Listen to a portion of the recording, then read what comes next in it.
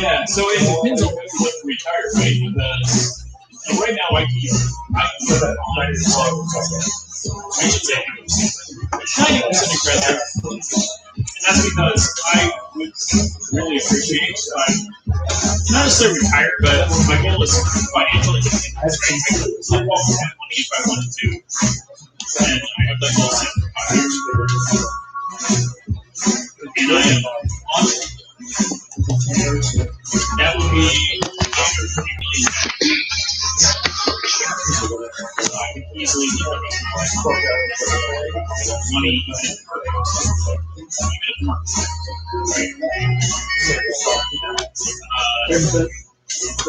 easy. And if I get off my phone and stay in my home, it would I guess I don't really need a mic. I'm doing a 10-minute announcement. Start the show in 10 minutes. Some time to get another few drinks. Some time to get your smoke on. Whatever you want to do. Come back in 10 minutes. It'll be fun. She really go on your Facebooks and your Twitters. Invite all thousands of your friends. It's a free show. Come on down. I know we charge you. That's 60 stories. Ridiculous like that, right? Excellent work. Excellent. You get what you pay. Stop there. If you want to go to Mexico or Texas,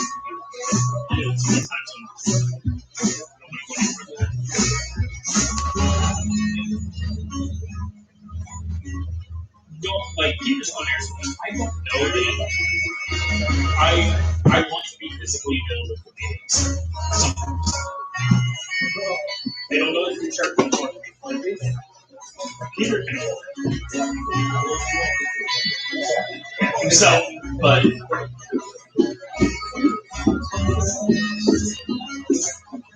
now, but I mean, I don't know what John's made themselves right now, but I know they made themselves 30 years ago. Okay, yeah, that's all right.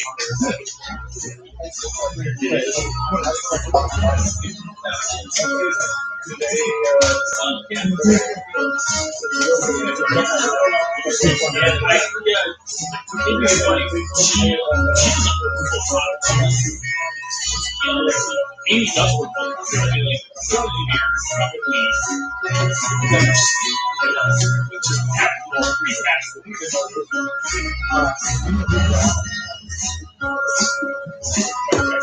microphone check.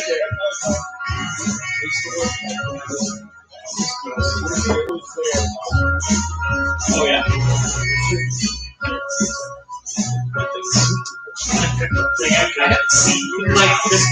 Hello, testing, 1, 2, 3. Hello, hello. It's not smooth. Smooth like but she said today, she's like, oh yeah. Testing 1, 2, 3. Testing 1, 2, 3. Hello. How's it in the back? Is it pretty good? Can you hear it? The music will probably be down, and then that'll be coming up. So it'll work out. Yeah, it'll. Hello, testing 1, 2, 3. Testing 1, 2, 3. Mic check. Mic check. Wow. Oh, my mind well. Test 1, 2, 3. Test 1, 2, 3. Test 1, 2, 3. Oh yeah, right there. That's the ticket. Right there. There's a movie that's set in Brussels. Yeah, in Bruges. Amazing. Testing 1, 2, 3. It's boring city in Europe. Mic test. Mic test. Mic test. Mic test. Mike, are you here? Is Mike here? Do we have a mic? Oh, we have a mic. All right, awesome. Mike is here. Billy, is there a Billy here? Is there a Jason? Jason? All right, nice. Deborah? Charlene. Charlie. No, all right. Kate. Karen. Nancy. Susan. Look at it. Addie. Even Brussels is like living in Ohio. When I lived in Ohio, it's so convenient. Chicago, 6 hour drive. There's no other way to get there. Like, it's a 6 hour drive. It's like 2 tanks of gas. Yeah, it's like an hour and a half. But you just have to go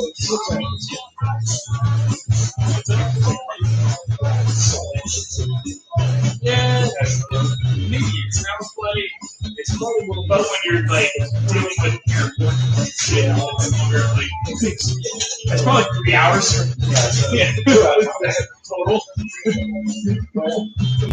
No one is out of Ohio flies.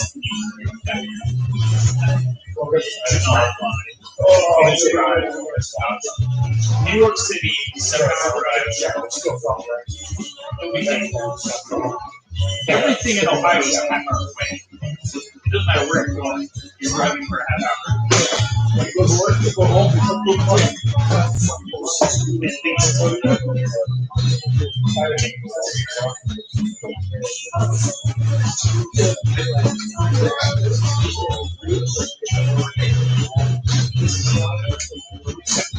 Yes. Oh yeah. Well, in Ohio, it's the opposite here, right? Here, it's like, oh, it's half our way, 5 miles, right? In Ohio, half our way means 30 miles away.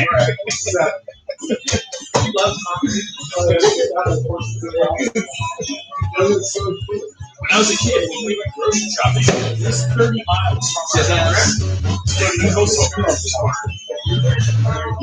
It's a half hour. It's like the speed limit everywhere in Ohio is 55. Right? I actually don't know how it works here. So in Ohio, like, especially the area I grew up in, most roads don't have a speed limit. There's no signs.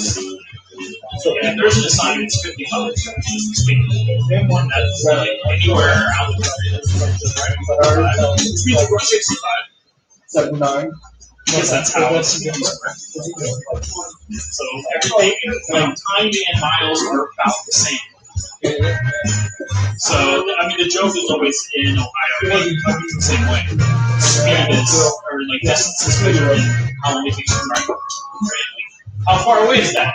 It needs to be about 7. I was about to say 5 miles away doesn't matter.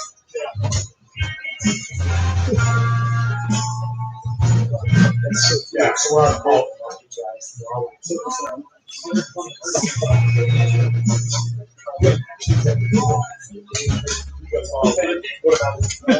Yeah. When I lived in Seattle, I like my hotel things. It's nice. When I wasn't at work, go to Walgreens or take a $3 Uber. But when I go to another part of town, right? But when you rent it, Seattle, it's a nightmare. I don't wish on anyone.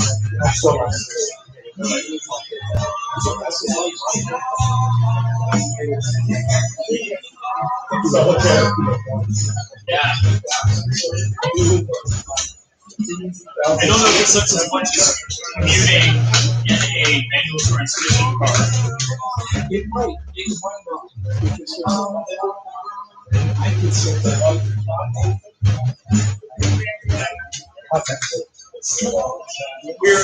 When I lived in Seattle, we were at the Overture province. There's just no way to get there on the bus.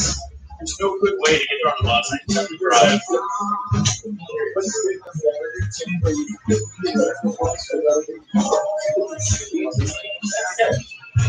It was a long walk. An hour bus ride. I'm supposed to walk 20 minutes to get the office.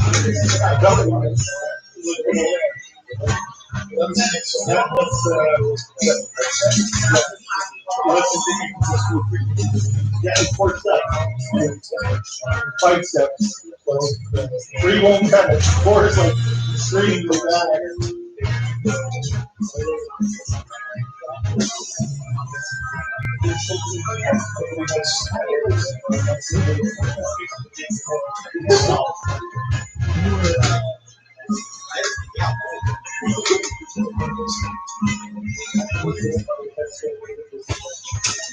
I don't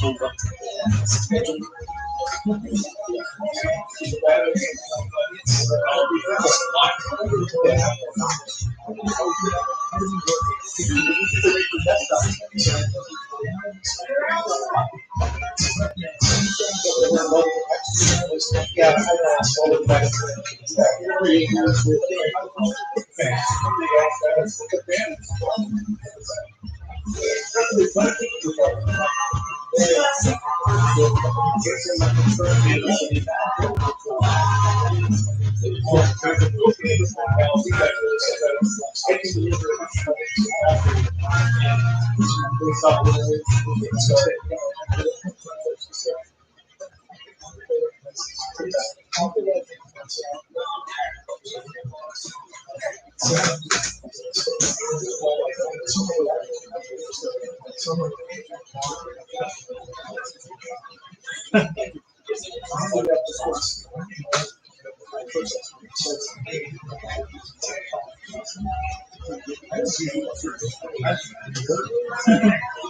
Come get me. I'm on the street with the things.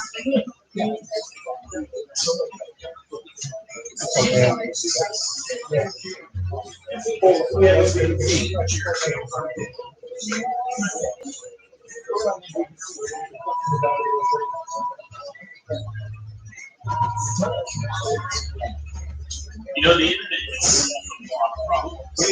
I could not imagine having to navigate Seattle's electricity system without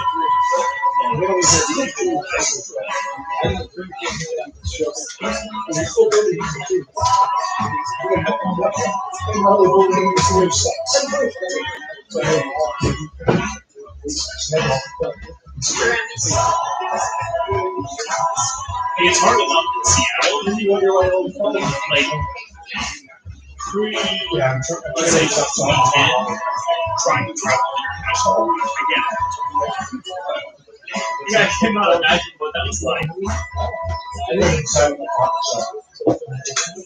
Like, I can go to China, hold my phone in directions like this, and Google is allowed in China. Like, I'm not even using Google Maps anymore on my end. Like, it's just like, yeah, I can very easily get around. I can figure out what's going on. I mean, you know, association. I mean, if you're in Europe, it's super easy. Like, even like China's not an easy place. And you don't speak Chinese because you have big maps and Apple Maps. I don't even know if there's one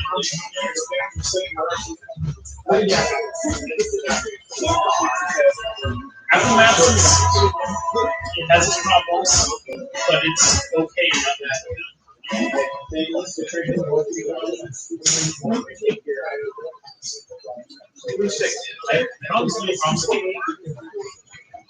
I've had interesting problems. I had once where I was trying to go somewhere in Capitol Hill, and he told me in the middle of the bridge, like going over I-5. It's like, you're here. I'm like, I'm in the middle of the bridge. Like, stop over I-5. This club is not here.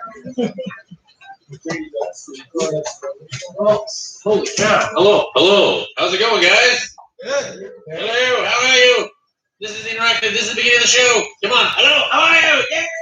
Woo. All right. That is small but mighty. Hello at home. Whoever's watching us. We know you're screaming too, spilling beer all over your living room. All right. This is an exciting show. We have very few people here, but a bunch of people online, so this is going to be fun. You know, are you guys excited for a weird show? Yeah? Oh yeah. Heck yeah. At home, I can hear you. Trust me, I can hear you. Anyway, we drove all over from Boise. We're excited to have a good show, regardless of who actually showed up physically or not. We hope you at home have a good time. Just a couple house rules. You at home who are watching, this show is R-rated. It's not for kids, you know. I mean, we're not that gross, but they might learn the F word at the end of this show if you're not careful, all right? So this is, yes, if you're offended by adult themes, swear words, send your kids the fuck to bed, okay? And you guys, well, you guys, I know you came out just for this, didn't you, right? Come on, woo! Oh yeah. All right, trust me, you guys just can't hear them at home. They're so excited. This would be great. But no, we're going to have a good show. I'm so glad you guys came out. Are you ready to get this started? Yeah. All right. Your first comedian today drove all the way from Boise, Idaho. He's an amazing human being, but you might recognize him from TV, from Last Comic Standing, the very funny, the world famous Nate Scott Ford. One more time for Emmanuel, everybody. One more time for him. Get situated here. All right. What a what a weird time we live in, huh? Fantastic. I think, you know, like on paper, like quarantine's like a fat man's wet dream. What, I get to stay in my room all day? Food can be delivered to me? And I can watch all the internet I want? Sign me up. I just learned I masturbate a lot. That's what I learned. I masturbated so much a white flag popped out. Like I was on track. I was on weight loss track, and that put an end to it. Like at the beginning of 2020, I joined a gym. That's what I did. Planet Fitness. Don't clap. Only went there once. It was a Monday. It was a Monday, and I don't know if you guys know this or are aware of Planet Fitness. On the first Mondays of the month, they give away free pizzas. For the rest of you, I'm not shitting you. I didn't know this. I came in on a Monday, first day at the gym. There was pizzas everywhere, and nobody was around. Like, what is this? A test? Are you testing me right now, Planet Fitness? Are you fucking with me right now, Planet Fitness? I don't do well with tests. I did eat a whole pizza. I'll do the elliptical, though, so that's fun. I recommend that. That's a good time. I have friends and family who are into fitness, and they said this to me once. They said, "Hey, Nate, if you keep running, like they know me, if you keep running, you'll get a runner's high." You look like you're in shape. Like, have you heard that before? No? Well, I Googled this. And apparently what a runner's high is if you're running and then all of a sudden you get this wonderful sensation, this euphoria of just wonderfulness throughout your whole body, like a high. I smoke pot. I know what a high is.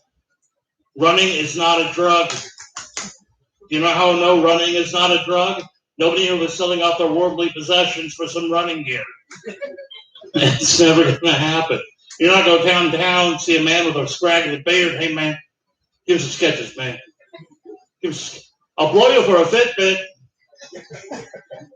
It's never going to happen. It's a myth. I understand.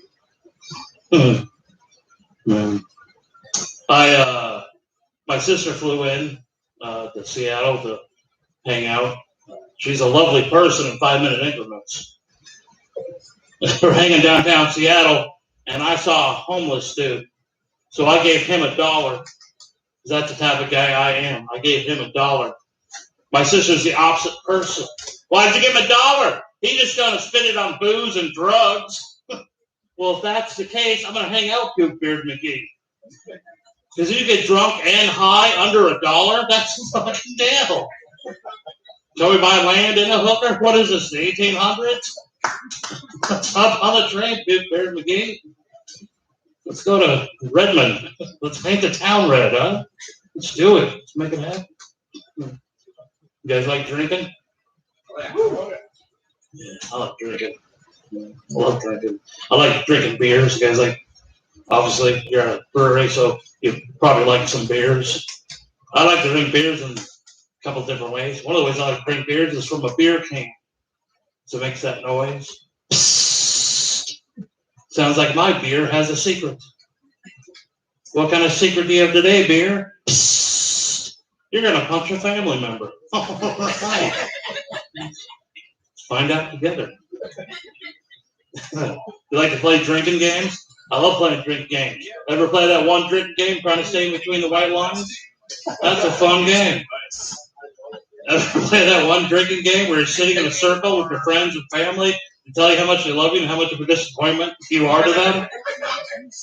This is a shitty game, Dad. Where's the vodka? Bring it out.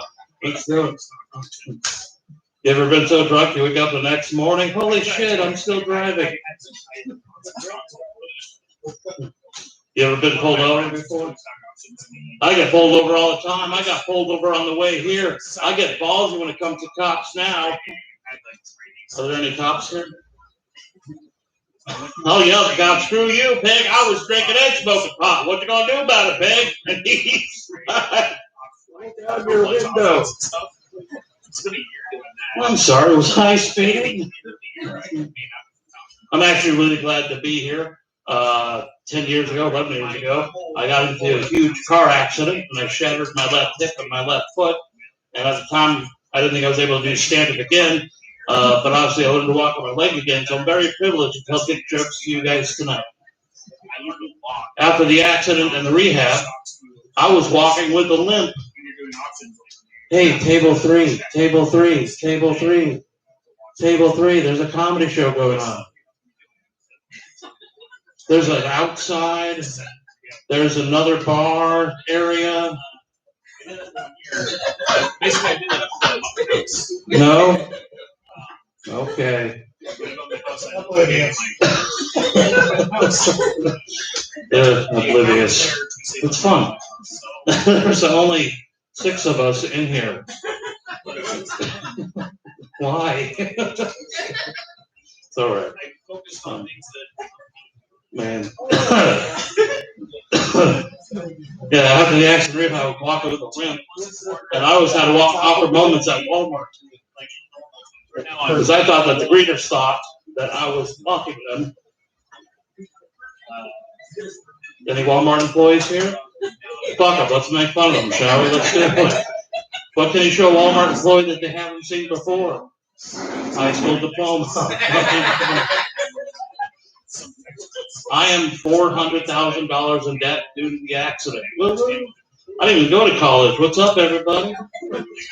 I'm destined broke, though. I am destined to be broke. My full name is Nathan Scott Ford. Initials NSF. That's non-sufficient funds. That's what that means. All right. It's hot on the short bus. Let's make this.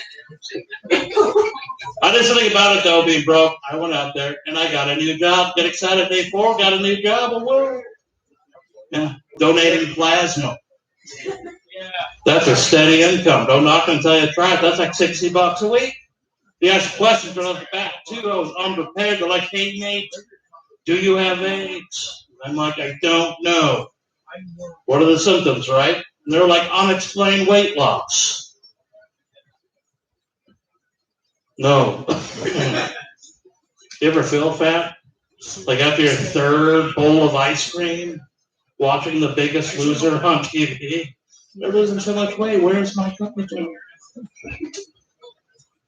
I don't know if you can tell by looking at me. I love pot. The reason I say that is because I am out. I love pot. I love smoking pot, writing stuff down. I'm telling you guys later on. That's what I like to do. I wrote this the other day. I can never own a butler because he would have to call me Master Nate. That would just rub me the wrong way.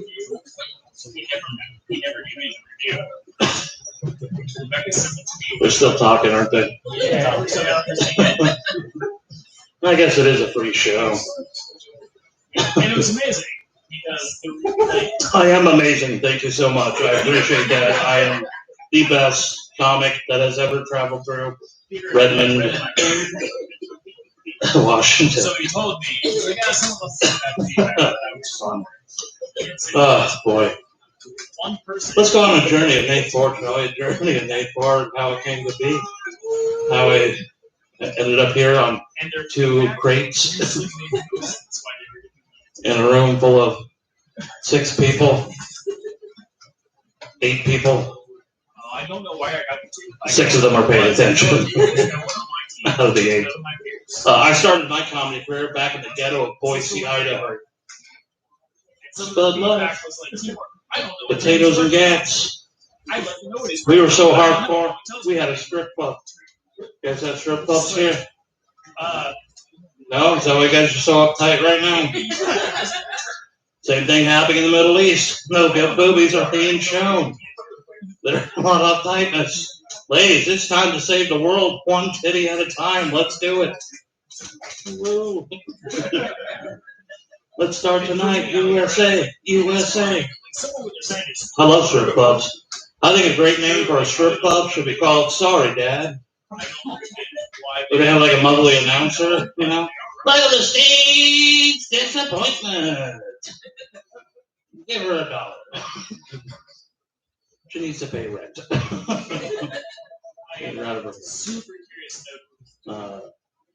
From Boise. In Boise, we have a strip club. It's on the border of Boise and Nampa. It's not there anymore, but it was my favorite one. It was called the Monkey Bar. What it had were strippers and also monkeys in cages. Yeah. Dream. Somebody read my diary. For $20, you can get a lap dance or hold a monkey. For $25, you can do both, and I highly recommend it. Now, PETA came in, animal rights activist group. Yeah. Yes, they're kept in cages. Yes, they're fed once in a while. And yes, when they get agitated, they start throwing feces everywhere. Now, the monkeys, they're crazy. It's my favorite joke. I don't know why. That's a good one. From Boise, I packed up and I moved to Minneapolis, Minnesota. I just lived there for a few years. Here's what I learned about Minneapolis in general: a bunch of lakes and homeless people. And these homeless people were crazy. I'm sure Seattle has some crazy ones, but these top the cake. They do. I was working downtown. A bum was kicked out of a Starbucks because he smelled like urine and was scaring the children. He was kicked out. The bum was offended by that. Yeah, he was offended by being kicked out. So he got together with his bum friends. They had like a herd of bums, like a school of bums, a gaggle, a murder of bums. Boom! I won that. There were a bunch of bums, a bunch. And they made flyers and pamphlets, and they decided together as a unit to boycott businesses downtown. Let's say that again.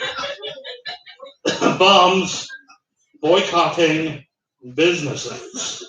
Great, they're not going to spend the money they don't already have. That's like denying dick to lesbians. You can't have it.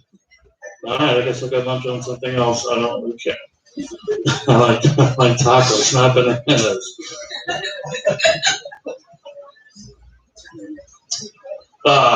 From Minneapolis, I decided to make the big move. The big, exciting move that most comics make in their comedic career. Sheboygan, Wisconsin. Next stop, Redmond, Washington. Did you know Sheboygan made national news? My friend from California heard the news. He gives me a call, leaves me a message on my cell phone. Hey, Nate, I heard a fat man drowned with her grab a cell phone out of a ditch and died. Call me.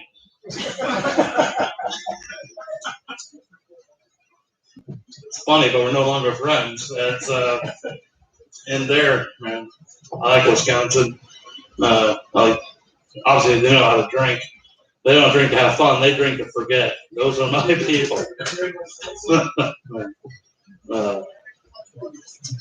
I have friends and family who are into the pot, and I have friends and family who are not into the pot.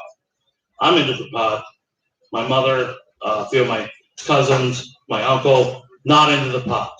For whatever reason, because it's illegal somewhere, or because, it gives a kid disease or something like that, whatever headline they read that day. And it's always the same argument with me and somebody against pot. Nate, don't do pot, it's bad for you, Nate. Don't do pot, Nate. Bad for you. Pot is bad for you, Nate. Way to go, you drug addict, Nate Ford. Way to set examples for the kids, asshole.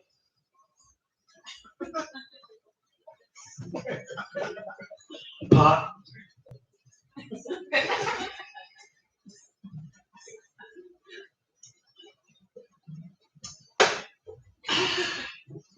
Five of those jokes, I'm fucked up. By the way, comics are broke, so if you feel the need to purchase a beer on stage, everybody wins. A, the bar makes money. B, I'm happy. C, you might see me get naked, run into your pastures, and scare the fuck out of your cows. Begging for your buck.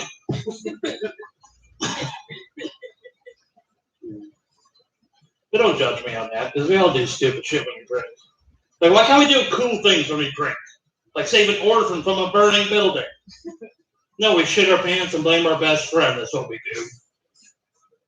When we're drunk by the house, why can't we do helpful things on the house? Like do our laundry. No, we piss on our laundry because we think it's a bathroom. When I'm drunk, why can't I sleep like a hot supermodel?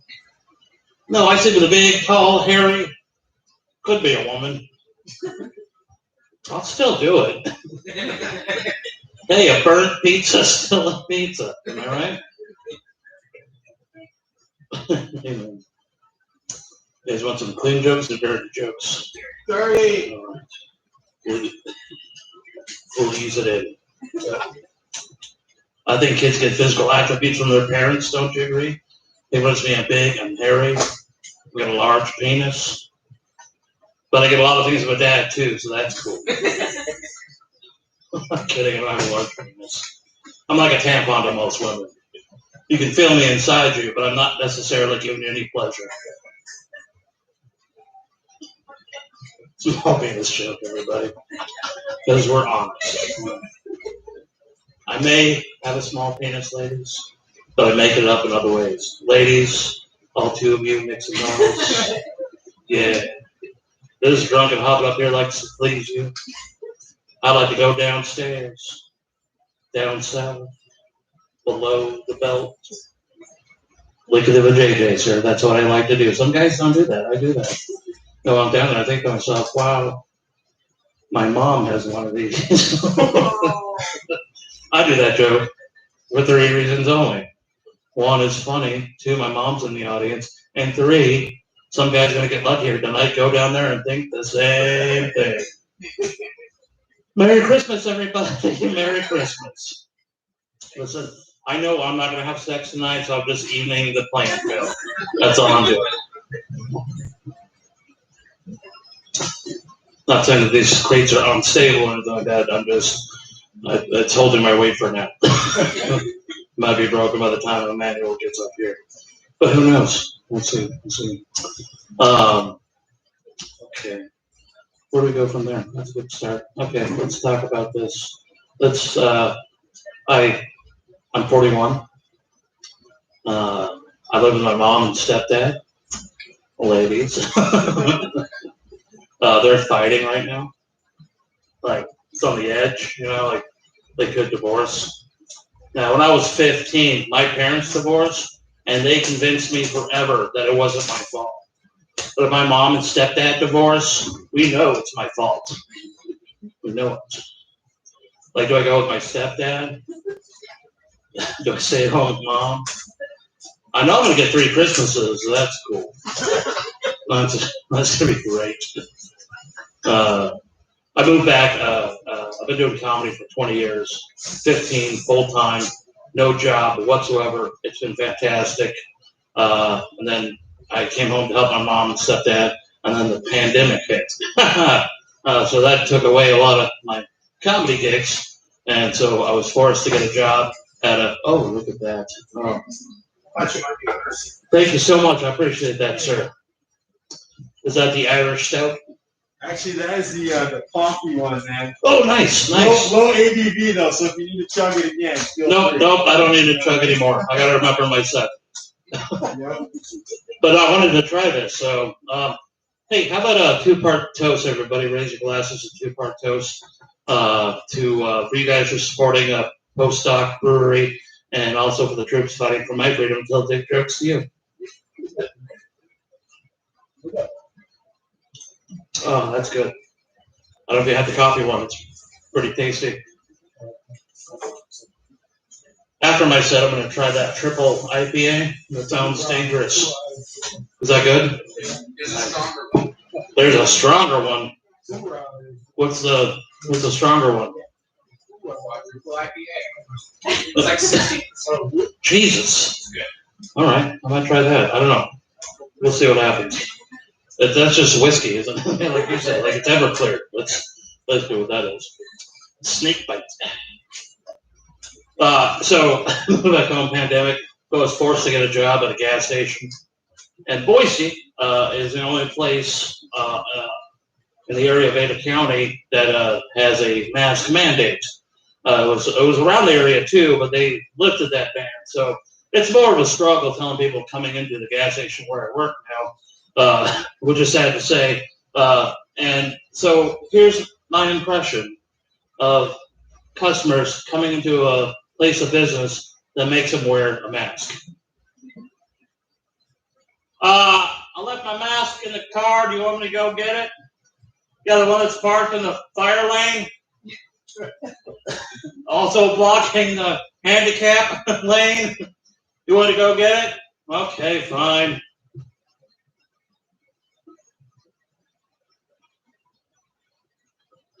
I'm wearing it.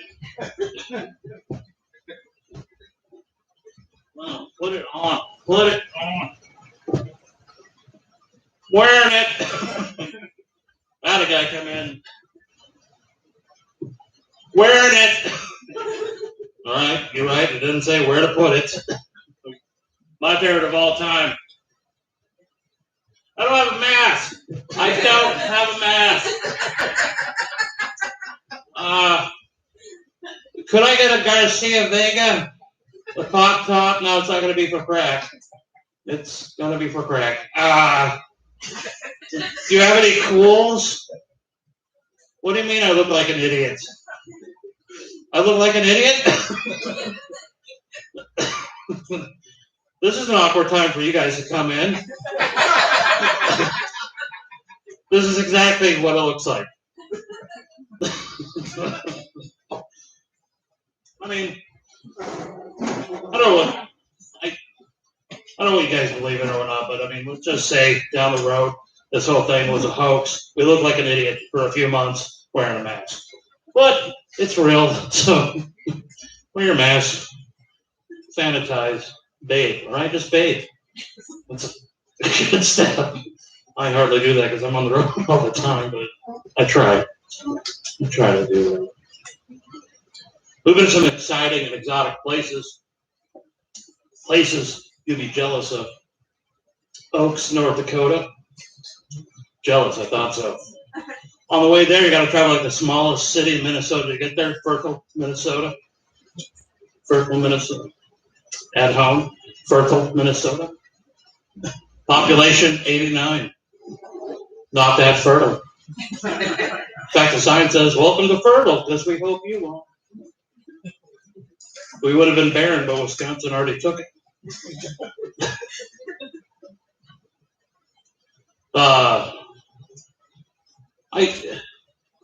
I've been doing comedy, and it's fun. I love it. I'm scared. I never learned a trade, though. I don't know how to build these crates, the stage. I don't know how to do that. I don't know how these lights work. I don't know any of that. But I can tell a dick joke in the Midwest. That's what I can do. My sister's a nurse, So she's saving lives as we speak. My brother, he organizes races and other charity events for AIDS and a few other things from LA to New York. And I am in Redwood, Washington, playing in front of 8 people and the internet. My parents are proud of me. Not to say that. But I'm scared because I never learned to trade. And I think one of the things I see a trend, especially after the coin shortage that we had when the mint closed down, I think money is going to be obsolete. I think that's what's going to happen. I'm a little afraid of that. Don't judge me on this because I'm afraid of this. This is an irrational fear that money is going to be obsolete. But when money is going to be obsolete, we're going to have to go back to the barter system. That's right. We're going to have to go back to the barter system. And I don't know how many dick jokes will take to buy a bag of weed.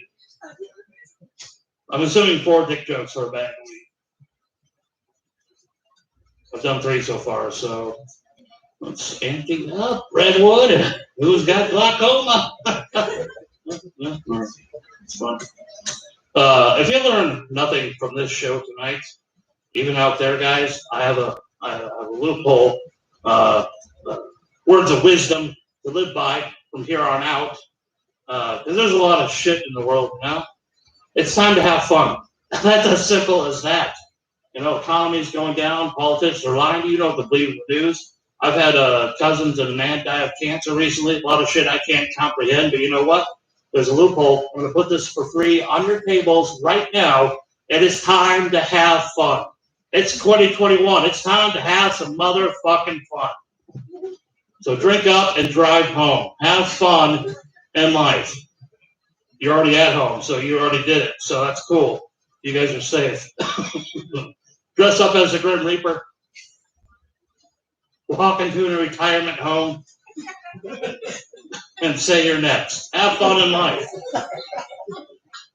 Ladies, it's time to have some fun tonight, ladies. Go out there and fuck a fat guy, will you? Like the first fat guy you see. Besides, I've got 5 words for you. I love to eat out. Taco Bell. I'm talking about Taco Bell, you heathens. I was at a Taco Bell recently. It was busy. Only one person got on the counter. And she said, make yourself at home. So I yelled out, you're not my real mom. And I locked myself in the bathroom. Started masturbating. That's what I do at home. What do you guys do at home? That's all I have time for now. That's what I do. I've learned a lot of things in my 41 years of age. Some older people say, you haven't lived yet. Here's a couple things I learned. I think you should love who you want to love. You know? Don't let government get in your way. Don't let other people's beliefs get in your way. Love who you want to love. I remember when this country was voting for gay marriage, like that's a thing, you know? And Governor Martinez of New Mexico, I believe that's her name, vetoed against it, then turned around to get a haircut from her favorite hairstylist, who happens to be gay and have to be with his partner for over 14 years but can't get married because of her. So he said no. And I applaud that. But if it were me, I'd totally invite her in. Then I would gay the shit up. That's what I would do. I would have glitter and jazz hands everywhere. Have guys suck each other off right in front of her. Then I'd give her a mullet. Welcome to the club. That's what I would do. Also, believe in what you want to believe in. That's what makes this country work. Our different beliefs, ideals, coming together in a hodgepodge society and understanding and coming to an understanding. That's what makes this country work. So believe in what you want to believe in. Like, we all have that one friend, that one cousin that lives in the woods with a manifesto. You know, that guy who believes more in Bigfoot than he does of Jesus. Let him believe that, man. Like, he talked to me, and like, I get it. Listen, I understand. You know, I mean, there's more evidence of Bigfoot than there is of Jesus. Like, you will never hear this in the news. He just came out of the woods, fixed my glass eyeball, raised my dead dog, and walked across my paw. I'm just saying CSI is not studying sandal prints. think about the poor Bigfoot though, you know? He's been trying to hide all these years and people keep finding him. Jesus wants to be found, but some people don't find him. So we should embrace that and start asking the hard questions that most people will not ask. What would Bigfoot do? I don't know, he probably wouldn't die for your sins. He'll probably rip off your arms and yell at you because he's Bigfoot. Who do I want as my co-pilot? A 125-pound man in a toga? Hell no. I want a big hairy beast as my co-pilot. Nobody will fuck with you on 90 with a big hairy beast in your passenger seat. And why is nobody knocking on my door at 8 in the morning? Excuse me, do you believe in Bigfoot as your personal Yeti and Sasquatch? No, come on here, let's talk about this. Do you drink coffee? Some people don't drink coffee. I'm drinking coffee. Coffee Stout by Postdoc Brewery. How was the food out here? Yeah? I don't know, like, when I say like, you know, like, what kind of food is it? Thai? Yeah. In a food truck? I don't know, you know? It's like the same, I have a weird thing about food, like, really? You got a weird thing about food? Whatever, dude. No, like, I don't eat fish where there's more neon lights than windows. That's my rule. But a food truck with, I don't know, like, we missed the waffle truck. I guess that happened on Wednesday. That I'm into, all right? Deep fried, whatever, make that happen. I can trust that food truck. But I'm not knocking it because I haven't tried it. I'm not that guy whatsoever. I'm also a dog person. Anybody else dog people? Yeah. Fuck cats.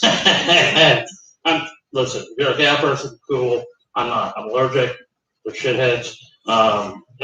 Sorry. Here's the thing. Dogs are fun. They're loyal. They'll bring you treats, and they'll save your life one day. But yeah, you know that there's not one cat that has saved a life. I looked it up. Yeah, it took me 5 weeks through YouTube to try to find a video. Not a fucking one. Not a dog saving lives. Now, before you give up hope, cat people, I've come up with a scenario on how a cat can save a life.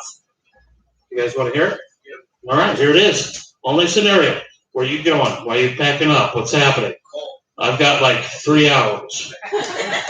I'm doing 3 hours. He's doing 6 hours.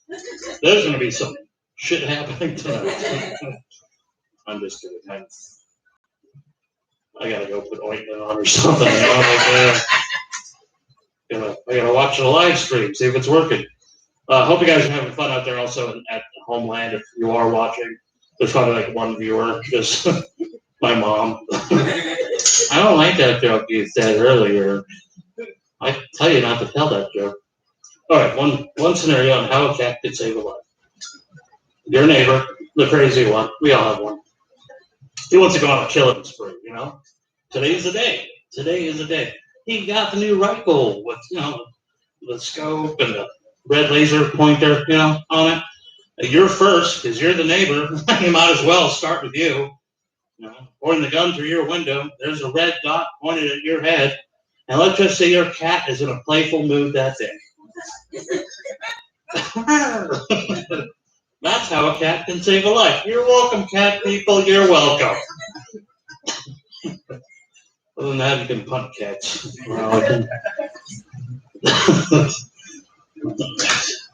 Especially when people, like my sister, post pictures of their dogs and cats on Instagram all the fucking time. It's fucking weird. Same people like post food. Like, why can't we just live in the moment? You go to a rock concert, everybody has their phone up. Like, live in the moment. You're gonna miss out on a lot of things with your phone up. There's no joke to that. I just wanted to throw that out there on my soapbox again. I'll get to the fun. Don't you worry. So I got a few more jokes, and I think he's almost ready to come up. Fuck, I got like another hour with you guys. Oh boy. Oh boy. I'm just kidding. I'm just stalling time. I do have a lot more jokes. After doing this for 20 years, I think I have like 5 hours of material, which I only have 2, but that's fine. That's none of your concern. I'm a lazy writer. I just, like this quarantine time, I went through a 10-day quarantine and nobody noticed. Which is sad. But you think I took time to write? No. I just watched Netflix and Hulu. That's all I did. Like, who the fuck am I? Like, I literally, one day in my quarantine was watching squirrels play out in the front yard while I'm just sitting on my rocking chair. Like, do I get a cane now? Do I tell people to get off my lawn? What is wrong with me? Like, I sprained my neck jumping up from the toilet seat. Who am I now? That's what I do. You know? Here's a weird joke. This is actually a true story. In 2002, Sesame Street, I don't know why this came into my head. It's just weird to me because I read it earlier today. In 2002, Sesame Street introduced a new puppet, Cammy, a puppet with AIDS. Did you guys know that? It's actually a true story. Then they're going after the Muppet Show now.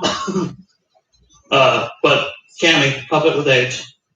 According to Sesame Street, Cammy comes all the way from Africa. Ballsy, Sesame Street, ballsy. How do we all start with the puppet, though? I feel sorry for the 4 Muppets here. Always have to put that rubber glove on every night.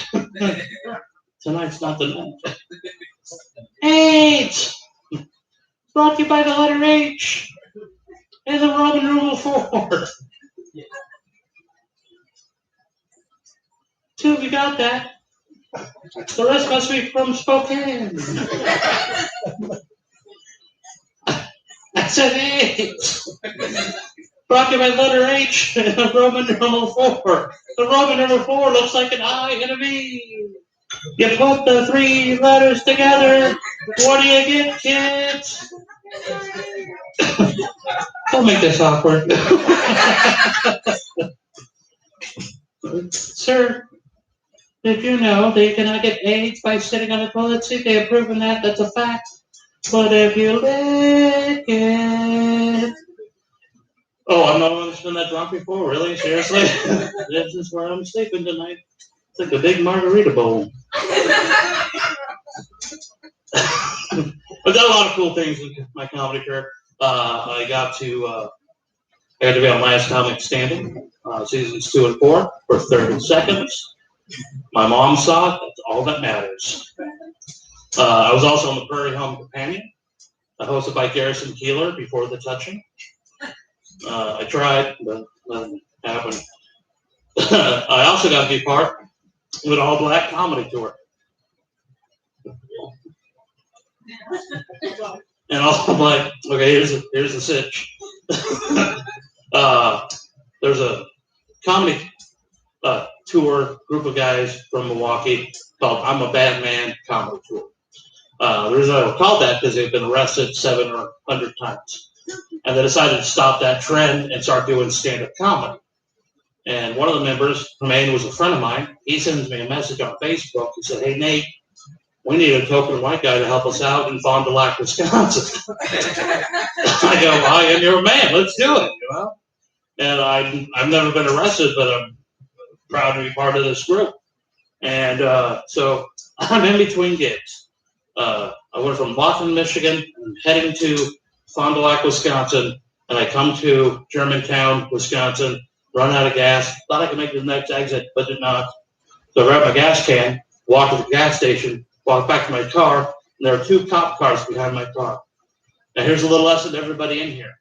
If there's 1 cop car, they're there to help.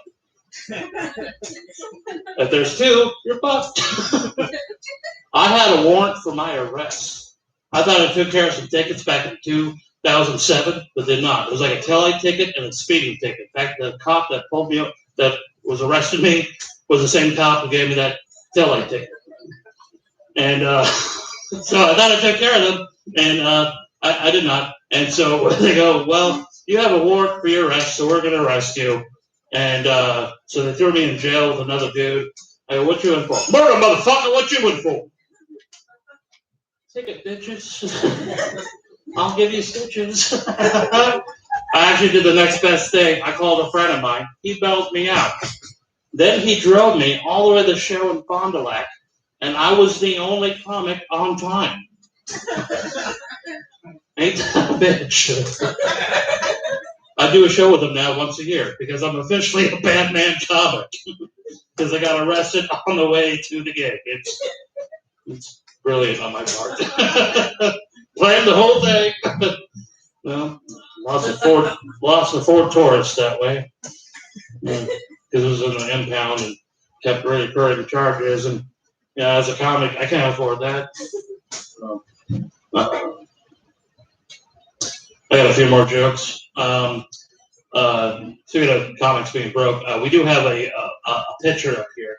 Now, if you feel like you really enjoyed the show, and now all 8 of you have to really pony up with this, if you feel like you really enjoyed the show, just put money in that picture there. And all proceeds go to a charity that's near and dear to my heart, gas money.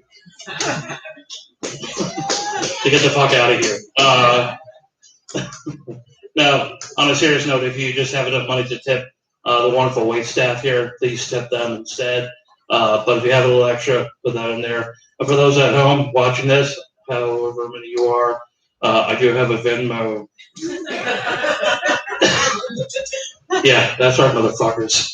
You ain't just go sit there in your PJs, boxers. I'd be naked, honestly, if I was watching a comedy show. Just, yeah.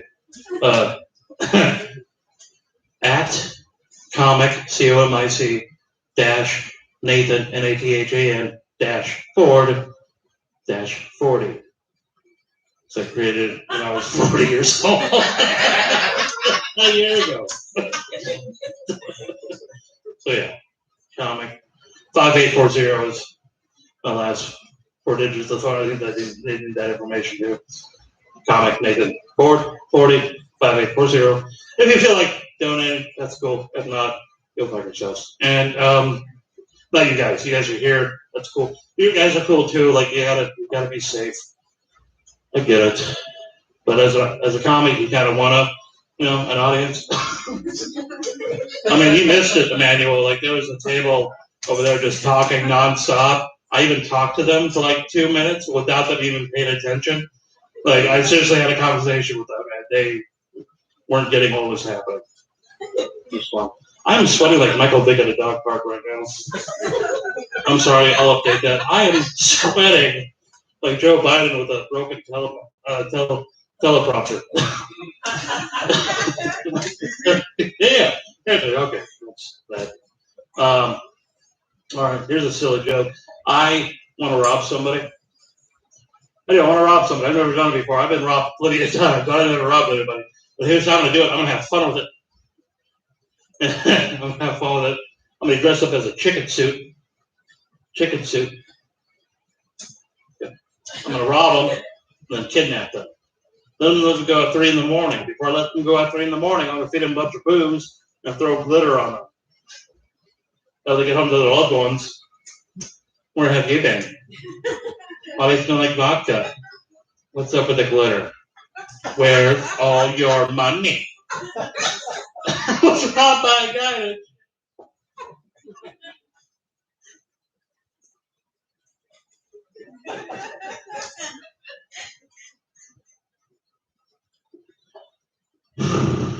Fuck it, I was at a strip club. That's what happened. That's all I can say. You're right. All right. For my last 2 jokes, here's what I'm going to do. I will tell you my very first joke I ever wrote, and then the biggest closer in the business. How about that?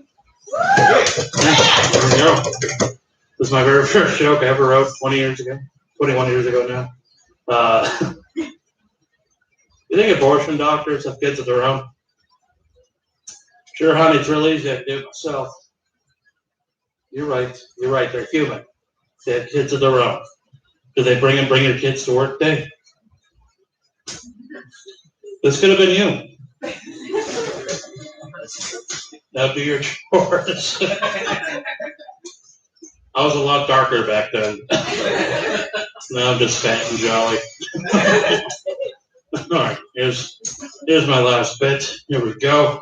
I get asked questions all the time on the road. One of the questions I get all the time is, when did the kid from Goonies start doing stand-up? Another question I get all the time is, hey, Nate, why are your cheeks so red? Why are they so rosy all the time? It's actually a deep, dark family secret. My mom fornicated with Kris Kringle. My mom fucked Santa Claus. That's what that means. Okay, we're there. Actually, the reason why I have red cheeks, I still have nightmares. When I was a little kid, all these hands coming up to me in the pinch position. Pinch, pinch, pinch, pinch, pinch, pinch, pinch, pinch, pinch, pinch, pinch, pinch. Knock it off, will you? All you ladies, all you aunts, all you grandmas. Bitch, start pinching the kid's cheek. A blood vessel pops. That's right, a blood vessel pops. And when he's older, he's asked stupid questions like, are you okay? Have you been running? Is that rosacea? How long have you been a clown? Huh? Are you allergic to cats? Yes, I'm allergic to cats. That has nothing to do with it. Are you an alcoholic? Yes, I'm an alcoholic. I'm doing comedy in Washington during a pandemic. Of course, I'm an alcoholic. I don't shit my own pants, people. Well, I just did a callback to a joke I never did. That's how brilliant I am. Eat less red meat. Eat less red meat. I get that every fucking day. I love red meat because I'm fat. I do fat things. I get impatient with my microwave. If there's 2 seconds left, fuck it, I want my pizza rolls now. Food gets in my way too. I have hot chicks sitting on me after the show. What? Like, hey, Nate, let's go to the dance club. It's open till 2 a.m. And I'm like, Perkins is open all night long. That's my Perkins stage. Well, I've been Nate Ford, everybody. Thank you so much. I appreciate your time. I'm going to go try a triple IPA. All right. I've had the pleasure, the honor, the wonderfulness of traveling with your headliner tonight all around this great country, going from Austin to Pierre, South Dakota, where nobody gives a fuck. I honestly walked into a gas station and the lady goes, you don't need to wear that here. I'm like, well, I will. Just by you saying that, I'm going to. Everywhere. We've been all over the road. He has toured with Pauly Shore. He's been out the Idaho Laugh Fest, the Seattle Comedy Competition, and he's here for you tonight. Please welcome to the stage Emmanuel Christopher Michael Vera IV. Hey, don't forget your beer. Don't forget your beer. Well, hello. You guys still doing well out there? Hell yeah. We're having fun. Hey, the power of technology. I love you guys. I love you guys. Hell yeah. The power of technology. Nick Ford doesn't think that I was involved in getting those guys kicked out, but I saw some shit he didn't see with the power of technology. I was monitoring the show on my phone, and I thought, man, I can really hear those guys quite a bit talking. At that time, one of our viewers at home called in and said, can you shut those fucking guys up or what? You know? So if at home, if you're still watching, thank you. Fuck yeah, the power of technology. What's up, Richmond, Washington? What do you guys do here for fun? This is it? Oh, man. Fuck.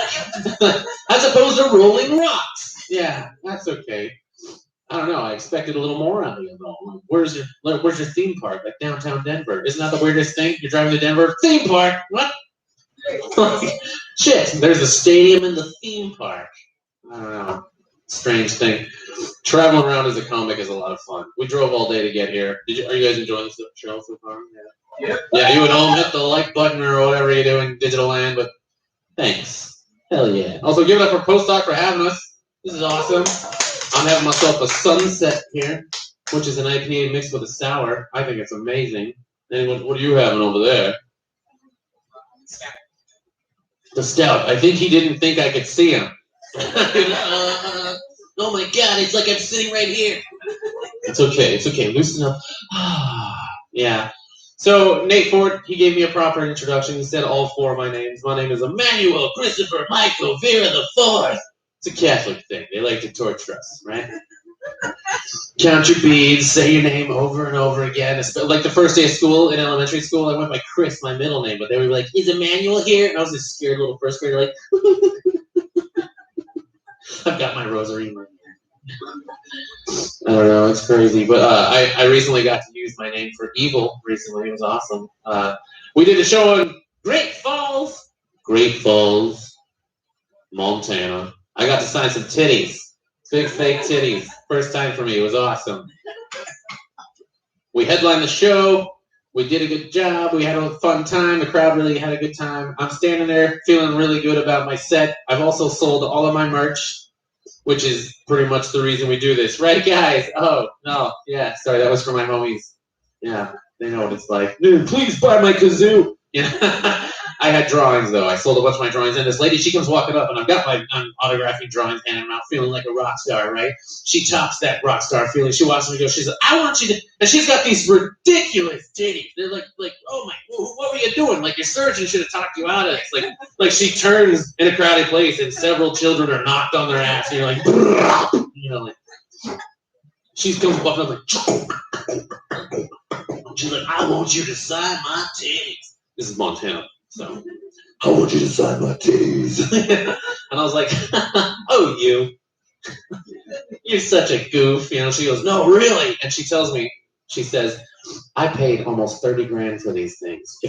If I can get someone to sign my tits that I respect, then I can mentally knock off $20 every time. One day they'll pay for themselves, right? And I was like, well, who can argue with logic like that? Give me that marker. She thought my name was Emmanuel Vera. You best believe I use all four of my names on these tapes. Emmanuel. You're going to have to pull that shirt down just a little bit more. Christopher. A little more Michael. A little more Vera. A little more the fourth. Was it good for you? She's like backing up. Like, what am I starting? I was like, you started it. I'm just finishing it. Yeah, so it's nice to be here. Yeah. Montana's a weird place. But you know, being a comic from Idaho, like people think they're usually just they feel sorry for us. Like the further you get away from Boise, the more they're just like, really, wow, like what's that all about? Like last year we were in Manhattan we did a showcase, and after the show we went to get some drinks, and I showed my Idaho ID to the guy, the bouncer at the door, and he goes, Idaho, and he goes, oh, are you okay? And I was like, what do you ask? Of course, I'm fine. God damn it. You know, I'm not a racist, I don't think. You know, I don't think so. I don't know anything about potatoes. I've never seen a potato tree. I don't know where they come from. You know, I don't know what you're talking about. You know, it's crazy. It's like, what? Oh, yeah. But like in Manhattan, though, like you think that a Boise comic would get scared there, right? By the big scary city. No, it's the small towns that are creepy. You know. The smaller, the creepier for everyone, you know. We were doing a showcase in Nebraska, which don't. Just don't. God damn it, don't. They got one tree there, you know. And we stopped for gas. We're in a town that's so small that it's got a gas station and a barn and a population sign with a question mark on it. You know? Like once a year, some guy comes out there like, well, I don't see anybody, but they might be out there. I'm leaving. Anyway, I'm standing there. They're gassing up. It's not my car, so I'm not driving. I'm standing over there. And I'm staring at the barn door, and I'm thinking to myself, what the hell could possibly be in that barn in the middle of nowhere?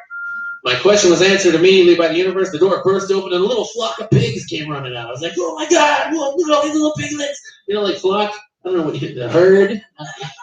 I'm just like, Little Smokies, wow! Like, this is where they come from.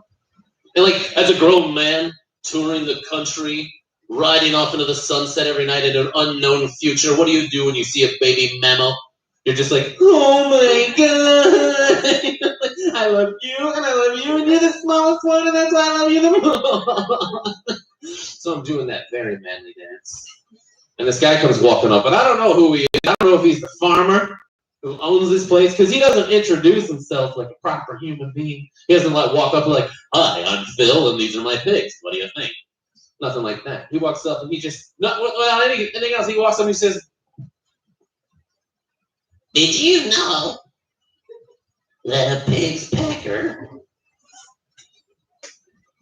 is as curly as its tail? And I said, no. What the fuck's going on? And he goes, yeah.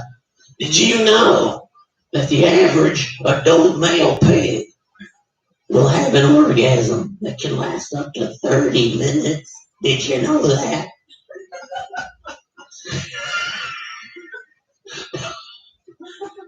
Are you trying to teach me something or just freak me the fuck out? What's going on here? He got offended at me. He looks at me and goes, ah! It's just the way the good Lord made him. That he did. And the good Lord seems to have made you some kind of pig fucker. I have to go back to Idaho where shit makes sense. Small town, Nebraska, holy crap. All of Nebraska is one small town, but they're just spread the fuck out. Except that one tree in that one guy's yard. Ugh. Anyway, shit, traveling around though, it's amazing. It's a lot of fun. But like, you find yourself stuck in the car a lot with the other comics, and today I was practicing this impression of a sick baby goat, but I thought I was doing it in my head. But there I was in the passenger seat, just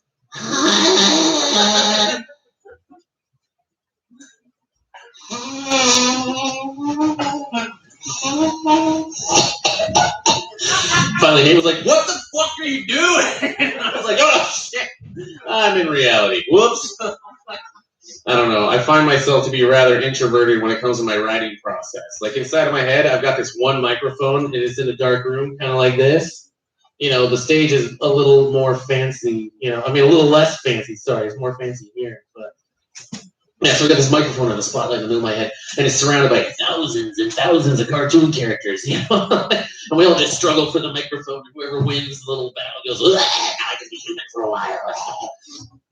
But when I practice my jokes, I bounce my jokes off of all those motherfuckers, you know, like, what did you think about that? What did you think about that? Hey, what did you think about that? You know, it's like, I'm not that classic comic who writes his jokes at the coffee shop in his black little notebook, you know, like, I'm so funny. I cannot wait for the open mic. Like when I'm working on my jokes, I'm walking down the street like a crackhead, like,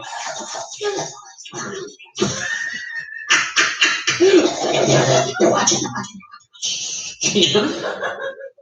I just don't pay attention. You know, like I'm the kind of guy that wears headphones everywhere he goes, whether he's got his phone or not. Just so like when I'm going, it looks like I'm rocking out to some sweet death metal, you know. It keeps them the cops from noticing me, you know. It's funny though, because I'll do that in the middle of, like, I'll be waiting for the bus to go to work. Like last week before we hit the road, I was working on this impression of a golden retriever. Now, it's a work in progress, okay? So don't, the joke's not ready, but for the rest of this joke, you gotta hear this impression. It's not ready, though, so don't judge. I'm standing at the bus stop with my headphones on, going like this.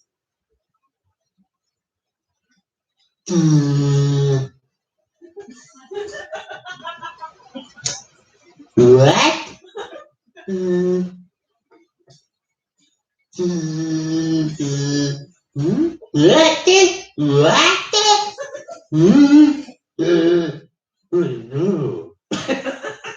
Like I said, it's a work in progress. But I realized, oh shit, I'm doing that out loud, and I got like 6 people next to me, like, what the fuck is going on? And that's when I realized I was in yet another one of those situations. You know, when you're standing around, you got a bunch of strangers around you paying attention to you, but you get them the fuck off right away without saying a bunch of words. You know what I'm saying? You all been there, right? Yeah. I thought of something on the spot, and it worked really well, and I'll give it to you guys. Use it anytime you're in that situation. I just looked at everybody, did, and I went,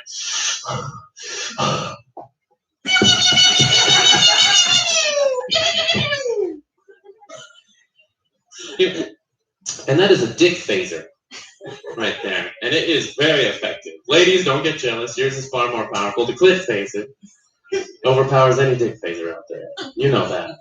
But yeah, everyone looked at me just like, what the fuck? I'll take the next bus. You know? So it worked. There I was by myself, so I went back up. And that's just who I am. I haven't lost my marbles, I just dropped them. You know? Oh fuck, I'm gonna need a couple of these. Jesus. Gotta play human sometimes. Although, being a comic is a lot easier to get away with. You know? Look at me, this is my job. Ugh, my old job sucked. You guys like your jobs? Yeah, we got some groans, we got some moans, yeah. Well, at least you're hoping you're like working towards a happy, healthy future of some kind. But like, I was going nowhere in my last job. I don't want to brag too much or anything, but I was a prep cook. Oh yeah, I was a prep cook at a deli downtown Boise. Hell yeah, I could take big pieces of food and I could turn it into small pieces of the same food. Ladies. Yeah. Oh yeah. Ladies used to line up every day to see me. You know, at lunchtime. What, was that too sad? Okay, that one was for me. We'll do better next time. But that really was on you, all right? You're too much emotional investment going on here. You just... That's you, okay? Nothing, oh my God, is he okay? Let's give him a hug after the show. No, it's fine. By the way... Oh, never mind. I want to finish this joke. But yeah, I used to work at this deli, and I would sit in my favorite place to work, the position in the deli was the dish pit, because that's where I was by myself. That's where I could get away with my writing process. I'm like washing dishes. You know, if you can get a stack of plates laughing with your new joke, you got comedy gold. Okay, I'm like, forks, did you think that was cool, or the plates placating me? Did you see what I did there? You know, I'm back there by myself, having a great time. You know, that my boss found out that I was a comedian, right? I've at least been going to open mics and stuff. And he got really excited. He comes around the corner and he goes, hey, I heard you're a comedian. You're a comedian. You're a people person. You're a people person, right? And I was like, no, not a single one of us. No, we are not people.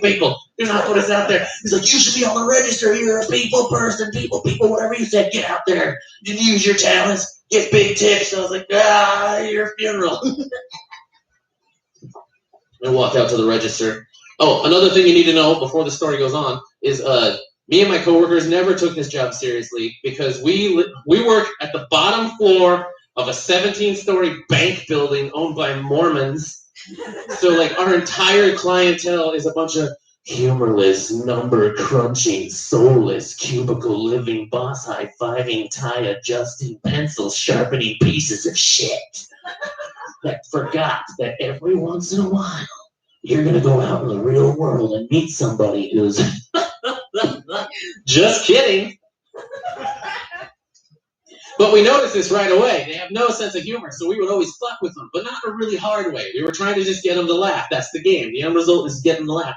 But we would play these weird little games. The best one we ever played was the mispronunciation of the name game. You know, just to make us look as inept as possible. Like, we made your sandwich, but we're really stupid. You know? So, like, okay, so we get a ticket in the kitchen, and it's got the customer's name on it, right? So when you bring it out to them, you call out their name, give them their sandwich, you know? But we would mispronounce the simpler the better, you know? Like, for example, I walk out there, I pissed this guy off one day. I walked out there, I got a hot pastrami, right? Sizzling in my hand. And I walked out, I was like, got a sandwich for Bob? B-O-B, Bob? That's a weird name. Bob, it's getting cold, Bob. Come on, come get it. Remember, humorless, number-crunching pieces of shit. This guy walks up and he goes, it's Bob! B-O-B, Bob! You know, trying to set me straight, you know? Like, I was like, oh, I know.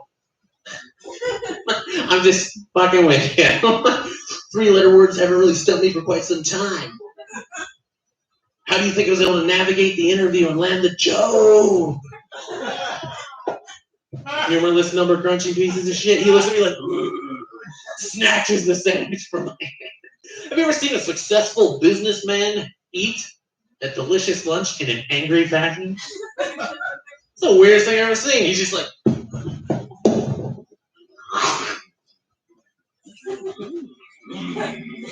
oh. I'm like leaning out the window, like, oh my god, I fucked him up for sure. Like I was just trying to make him laugh, you know, trying to crack that Mormon shell, that bank worker, corporate world. Just remember that it's okay to laugh every once in a while.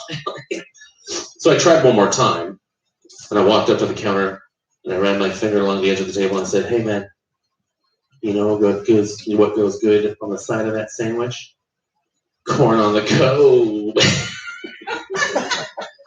His exact response was,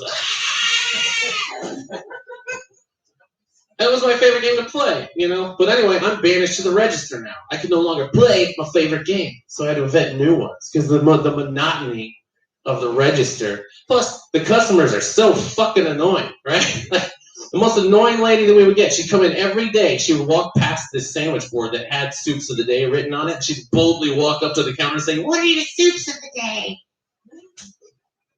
Well, you walk past the sandwich board, they've got the soups of the day. You came all the way in here to the register where I am standing above and simultaneously below signs with the soup of the day. Furthermore, the soups of the day themselves have made an appearance in these labeled kettles right here. She's had 4 chances to figure that shit out by her own damn self. What are your soups of the day?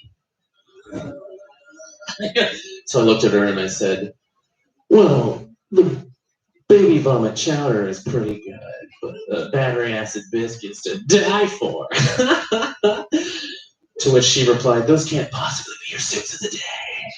And I said, yeah, no, it's just pea soup. And she goes, gross!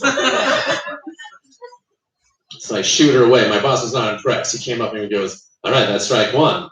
I'm like, all right, but I told you, leave me next to the plates. He goes, try again. Well, see, I can't play the number game. The name game. I can't mess with this lady about the soups. So I found a new game, and I liked it quite a bit. It's called Would You Like a Bag for That? And the best way to play it, like, okay, so this lady, when I invented the game, this lady, she comes up, she's got 16 ounces of black coffee coming her way with some room for cream, you know? And I looked at her, I was like, would you like a bag for this? It's a simple jest, people. You know, all I want on her is oh, you. You know, that's all I want. So she goes, why would I want a bag for my coffee? That's ridiculous. I said, yeah, that's what makes it a joke. Like, what's wrong with you? Why don't you take your coffee, get your ass back to your cubicle, Karen, and just go fuck yourself and think about what's funny or not. You know? Next person coming up, he's got 78 cents in change coming his way. And I said, would you like a bag for this? And this he goes, whoa, why would I want a bag for my change? And at this point, I'm just super annoyed that they're not just seeing how dumb I am and I'm just goofing off. All I want is even a nervous smirk would be fine. It would show that there's some humanity somewhere deep inside of you that's struggling to get out. Anyway, why would I want a bag for my change? And I looked at him, I was like, well, the last guy did it.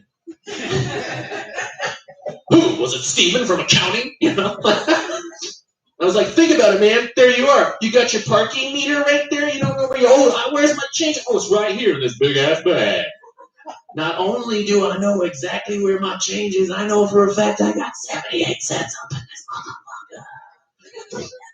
He looks at me and goes, well, that's a really good idea. That probably is Steve from accounting. Thinks he's so goddamn smart. Yeah, bag my change.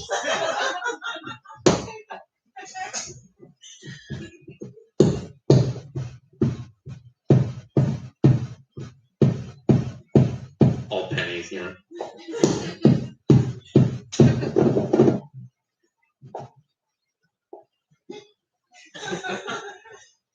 And that's when my boss sauntered up and was like, you're fired. And that's the story how I started comedy. You like that? And that's why I'm here now. We're still having fun. When there's an audience, they start clapping. I know at home you guys are going crazy. You're breaking windows, going ballistic. Hey, don't take it easy on the couch. That's not IKEA. You can't just replace that. Whoa, you guys are nuts. Yeah, but I love being a comic. I love traveling around. I love seeing weird shit, doing weird things. Drinking lots of free beer. Can I get an amen? Hell yeah. Do I like the beer here? Postdoc Brewing. Check them out online. Check them out right here. Fuck yeah. Good fucking beer. I think the biggest reason I didn't like working at that deli, though, is like the entire time I was always scheduled with like the least reliable person. We've all been there, right? In the service industry. Like you're scheduled with this person. The most reliable thing about said person is they're completely unreliable and they're not like. One of my last days I ever worked there, like I was sitting there prepping the shit out of some broccoli, you know, just on A game, you know, just, you know. And I look at the clock and I'm like, God damn it, he's 2 hours late. In fact, he's not 2 hours late. He's just not coming, you know. And now I've got to do all this work by myself and I'll be here twice as long, and that's really disappointing. Tell you what, if anybody deserves a break, it's the motherfucker who showed up, right? So I go outside, breath of fresh air. And I look over, and who should I see but the person who's supposed to be in the kitchen helping me, and he is sitting there, he's got a PBR, he's all chill, it's all frothy and delicious, it's still got the bubble thing going on top like the commercials, and he's about to take this nice, frothy, like, just beautiful drink, and I look over and I said, hey, what the hell are you doing? He said, huh, I'm having a beer, it's my day off. I said, no, it isn't. He said, yes, it is. I said, no, it isn't. He said, prove it. I said, you prove it. You know where the schedule hangs. You go in the back, and you check it when you're done. You go back and check it with me. So he did, and when he came back, he was super pissed off. Because I was right, and he was so dreadfully wrong. But he comes out, and like, plus I was doing the whole I'm right and you're wrong. Say it twice, loudly, you know. And he comes out, and he's all pissed off, and he doesn't know where to put his emotions. And he says the stupidest thing I've ever heard an adult say in my entire life. This guy is like 43 years old. He comes out and he's throwing this little tantrum. And he goes, well, I'll clock on, but this is bullshit. What's bullshit? The fact that you have a job? The fact that you have a coworker who's cool? Who's not going to really narc on you for being 2 hours late? Who's going to further encourage you to take your PBR and transfer it to a paper cup with a lid? Because if anybody can catch a buzz while snorting snap peas, that's you, motherfucker. Get in the goddamn kitchen. You got this. He gets all pissed off. He's in there slamming shit around, you know. And I thought, you know, well, fuck him. You know, like, it doesn't matter if you're an asshole in the kitchen at a deli. It doesn't matter if you shred the ham with hatred or love. It's still just ham. It still just sits on your choice of bread with your choice of toppings and is hopefully delicious at lunch. You know? And then I thought, man, could you imagine encountering that attitude in a more professional field? Where it really doesn't belong? You're in a hospital, doctor comes in, all right, well, we'll take a look, but this is bullshit. I was in the break room 10 minutes ago. Look at this chart. That's my sister. She's in nursing school. She thinks it's funnier than the rest of you. Big shout out to my sister for being in the front row. Fuck yeah. Gotta stay together, us Veras. There's only somebody was left. Anyway. Yeah, that was weird. Only my family thinks that's funny. And my Nate Ford over there, who's also funny. But yeah, okay, so yeah, doctor doesn't want to operate, but like, think about this. You're on a plane, right? Ladies and gentlemen, this is your captain speaking. As you can see, I've turned on the fasten seatbelt signs because I've decided I'm in fact going to land this plane. But this is bullshit. Or like my good friend Jesus. Excuse me, our good friend Jesus. Could you imagine that, right? Oh, I'll die for your sins and all, but I gotta tell you, this is bullshit!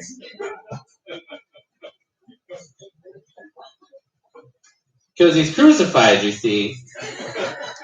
That's okay. I usually lose most people on that joke. That one's for me. That's also for my mom. That joke is entitled, My Mom is Very Proud of Me, and she wants me to keep doing this. Right, Mom? I can't hear you. No, Mom, text me. Oh, she doesn't know what that means. All right, that's okay. No, we got some new, yeah, all right. This is turning out to be a really fun show. I was kind of unsure. I was like, well, we'll see. But I've had worse shows, trust me. Worse shows. There was one where we went to, where the fuck were we? Oh, Crawford, Nebraska. Yeah, don't, like I said, just skip it. This is where they killed Crazy Horse, the U.S. Cavalry murdered Crazy Horse and his 400 Braves. So, like, I was very popular there with my long black hair. You know, they were like, oh, he looks like an Indian. Let's kill him. You know, I was like, just for the show. You know, just here for the show. By the end of it, they hated me so much because I had my silly jokes like I've been doing. I mean, I've been holding back on the murder jokes. We're going to land with the murder jokes. But I was doing my, like, you know, the stuff I've been doing so far. And one of them started throwing quarters at me. And I'm sitting there in quarters that are, like, landing all over the stage. I'm like, fuck, I should keep this up. I'm almost to a bag of sun chips, for fuck's sake. So, anyway, this is way better than that. So, thanks, guys. Well, it's weird out there on the road, you know. But I'll tell you what, God bless legal weed. Fuck yeah. You guys got that figured out right away. From Idaho, I don't know if we're ever going to get that. You know, like, we're a purple state, for fuck's sake. I don't know where it's going to go. But anyway, at least we got you guys. Fuck yeah, dude. You can go to the dispensary and buy a packet. You can buy a pack of doobies. You can buy a pack of doobies, like a pack of smokes, but it's doobies. And you can't call them doobies anymore either. Like, you have to call them pre-rolls. And, like, get that square out of here. I'm like, doobies used to be rad. You know? Like, what's going on? Oh, man. And not only do you legally buy a pack of doobies, you buy it from a guy who used to be a criminal. And with one passing of a law, he is now a business owner. And he's a botanist. This guy sold me $150 worth of product, and he is one perm away from being Weird Al Yankovic. And I was so fucking happy. God bless legal weed. But, like, I'm sitting in the hotel room, and I'm by myself in the hotel room, and I'm smoking weed, right? I'm just like, dude, this is so great. Fucking legal weed. I'm sitting there watching TV. I don't know what channel it is. I'm just...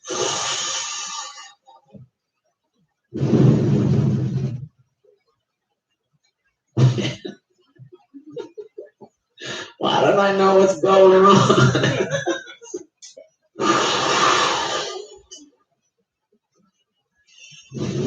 Oh, yeah. I don't speak French. I watched the whole movie. I went and got a tattoo the next morning. Like, it changed my life. Like, I got this tattoo right on my ass for the rest of my life. From the first time I smoked legal weed. I'd show it to you, but were there streaming laws?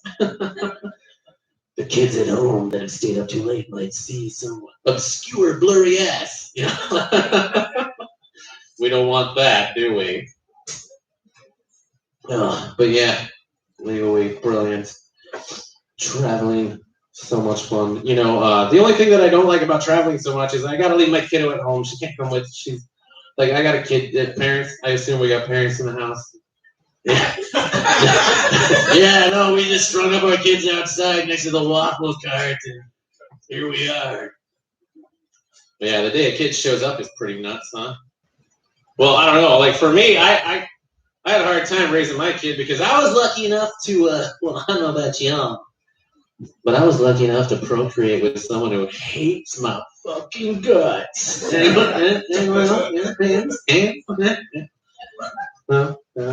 Just to put in perspective, this person was so hard to get along with. Like, how many of you, and I really want to see some hands now, how many of you have had a partner in your life that likes solving arguments by slitting their wrists and rubbing blood all over the walls of your shit on the North End apartment? Hands! Hands!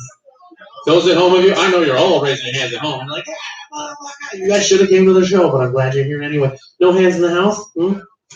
That's okay. It is a lonely road. It's a lonely roller coaster, actually, and it just goes down. What, am I getting too dark again? I know you guys are laughing at home. They're like, oh, this guy's crazy. They're taking bites out of the pillows on their couches. Like, give us more.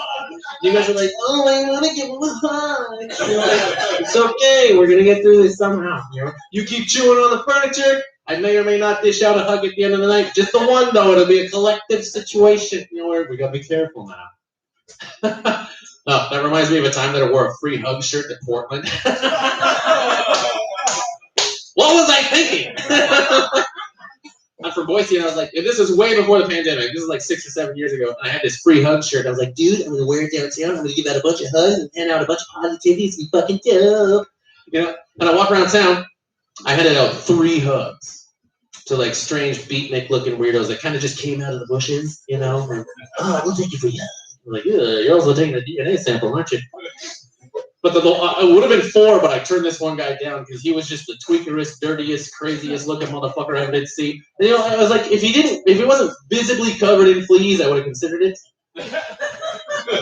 But like, I'll always cherish this guy in my heart because I wish I would have given him the hug later in life because I felt like, damn, they made me would have changed his life because this guy was so desperate for a hug. He looks at me and goes, "I'll give you 2 cigarettes for a free hug." It's like, that's not free. You fail. And then I walked on, but like years later, I was just like, fuck, I was okay. Anyway, I was talking about kids, right? Yeah, like the day a kid shows up is crazy. Yeah, I got the mama who got the arms, rubs the blood all over them. Yeah, we're good. We're all caught up. Okay, so, but the day a kid shows up, it's pretty nuts, right? For me, it was a typical Tuesday. I was kicking at a kegger with my homies. You know, it's 2 p.m. We're all shit-faced. We're making fun of Judge Judy. We've got like 17 gallons of beer to drink, 3 hot dogs. You know, we're having a great time. And then I get the call. Hey, you gotta get to the hospital. Your kid's on the way. And I was like, fuck, okay, I'm on my way. Hung up my phone. I was like, guys, I gotta get to the hospital. Kid's on the way. I gotta go. And they're like, dude, take another cake stand first. And I'm like, no, man, I gotta go to the hospital. My kid, I got responsibilities, man. I gotta go. And they're like, dude, take another cake stand for the kid. And I was like, oh, you're right. Let's go. 3 more later, I'm standing in the lobby of the hospital.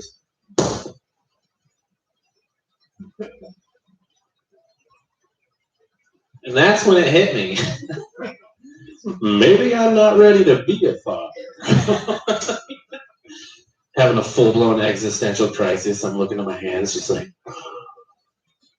are these the hands of a father?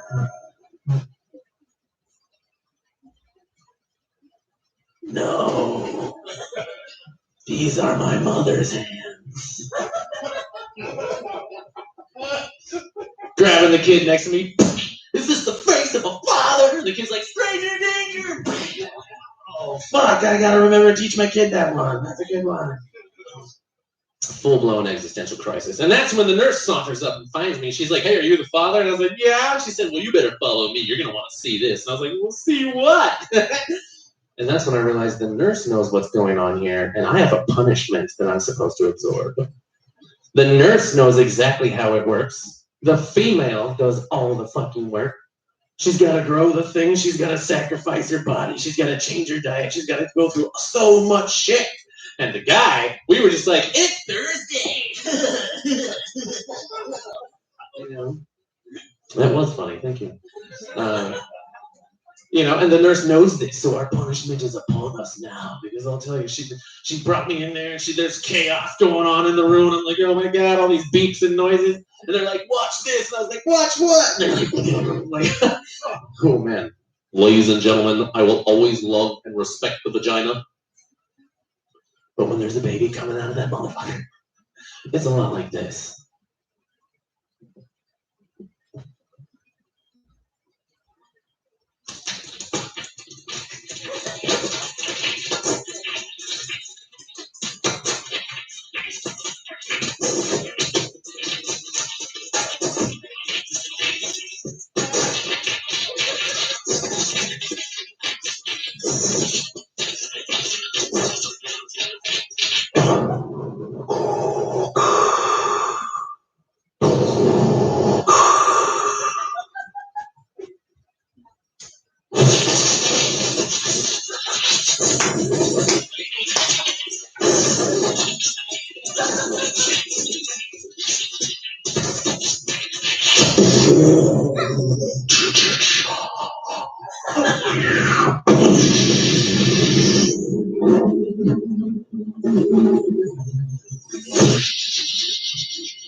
And then there's a human head hanging out of that motherfucker.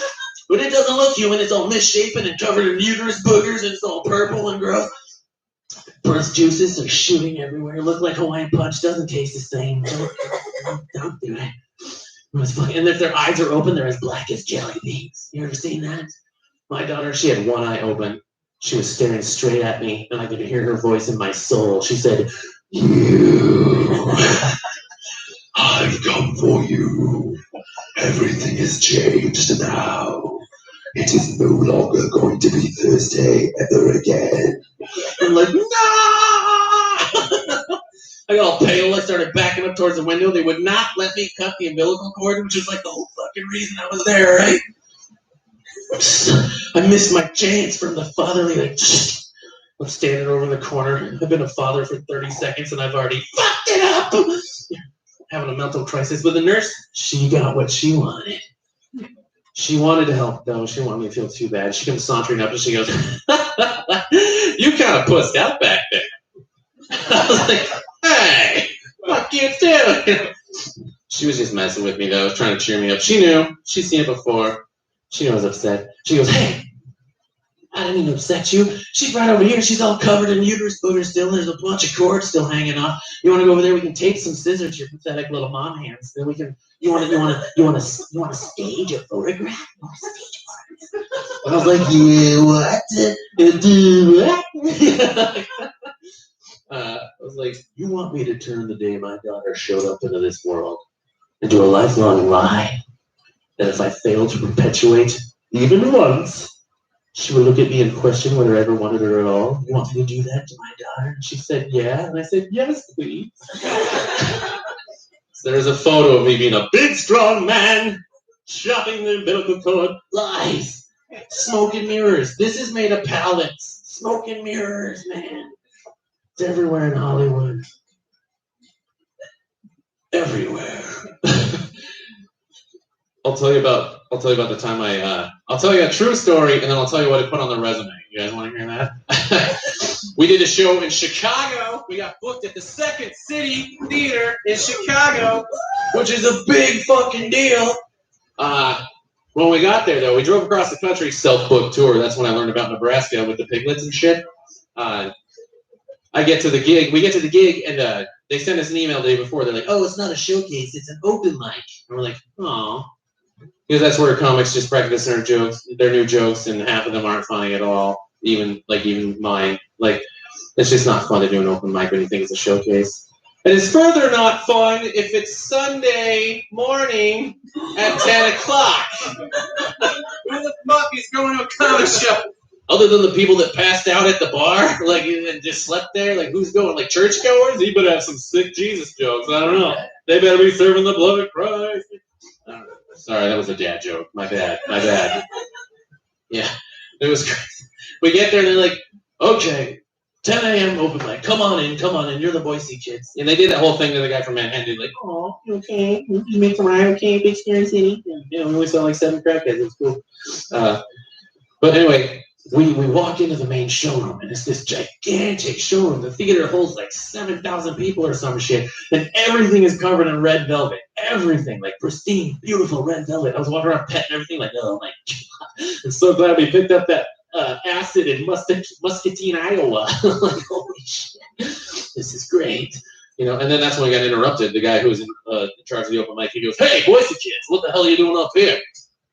Like, follow me. The open mic's going, it's happening over here. And we walk behind this guy down this like labyrinth of like mazes and hallways that take us deeper and deeper underneath the surface of Chicago.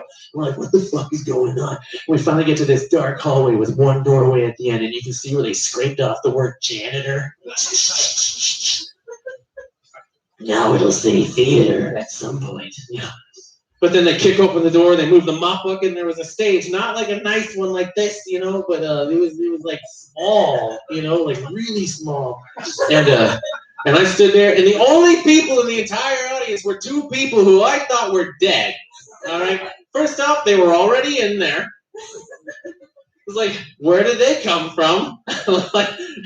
And they were wearing sunglasses, despite the fact that there was no windows. The only light source was the one swinging serial killer light bulb that you see from all the movies.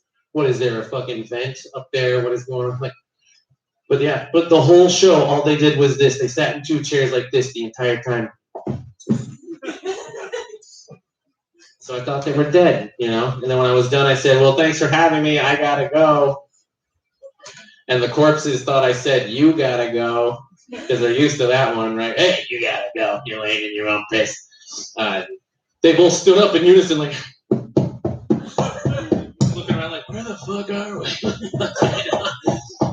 was the conclusion of the show. So yes, I did perform for 2 junkies in like the sub basement of Second City, Chicago. But on my resume, I got a standing ovation at Second City, Chicago. Can I get an amen? That gig has landed me more gigs than that I'd rather admit, because the FBI is also watching this. Hi again. We'll talk tomorrow. Anyway, sorry, I'm having an open dialogue with the people at home, and I can't hear them. I can't fucking hear them. Let's just make up what they're saying. You're the best, Emmanuel. Keep going. You're a goddamn star. Is that what you guys are saying? Text it in. Isn't there a comment thing? You guys comment. All right, sorry. Now I'm digressing into, well, I'm just loving this beer. You guys are loving the beer, right? Give it up for your wait staff. Are you guys going to tip them really well? Yeah, they've been taking care of them. All right, I've got time for a little bit more of these shenanigans. Do you guys want to hear my darkest joke ever? Or do you want to hear a joke about geese? Both, they said. Let's see if I can pull off both. I can squeeze this in. Okay, well, before I get into this next joke, it is the darkest one I ever wrote. But, I just want to say happy quarantine. Right? We're all still in it together. You at home, thanks. Thanks for not coming. I never thought I'd say that, but I really mean that in a loving way. So, right on. You're doing your part. I like this microphone everywhere I go. But yeah, when this quarantine started, I looked like Keanu Reeves from the movie Speed. Now look at me, I'm fucking John Wick. You better not fucking touch that dog. I'm gonna kill your ass. But no, anyway, this joke, dogs do get the brunt end of this joke, so just bear with me and just know it's a goddamn joke and you fucking ask for it, okay? So when you all get uppity, just remember, I asked for this. This pain that I'm now feeling. Anyway, so when I'm at home and I'm not touring around, I'm kicking it with the kiddo, I have a hard time sleeping, because of all the oopsies, software malfunctions going on up there. And I can't sleep, so I usually just put myself to sleep with garbage TV. I like the Cartoon Network personally. I feel like taking TV seriously is a ridiculous thing. Right? You shouldn't do it. Like the people at the water cooler, like, you gotta watch the last episode of Game of Thrones, man. It's like, why? Fuck you. I can watch whatever the hell I want. I like Rick and Morty, I got a woo in the back from Rick and Morty.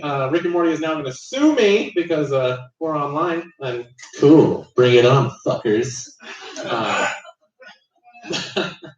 But yeah, I like my Rick and Morty. But the thing that Cartoon Network does is they play the most messed up commercials. They have nothing to do with their TV broadcast. You got your crazy ass Rick and Morty going on.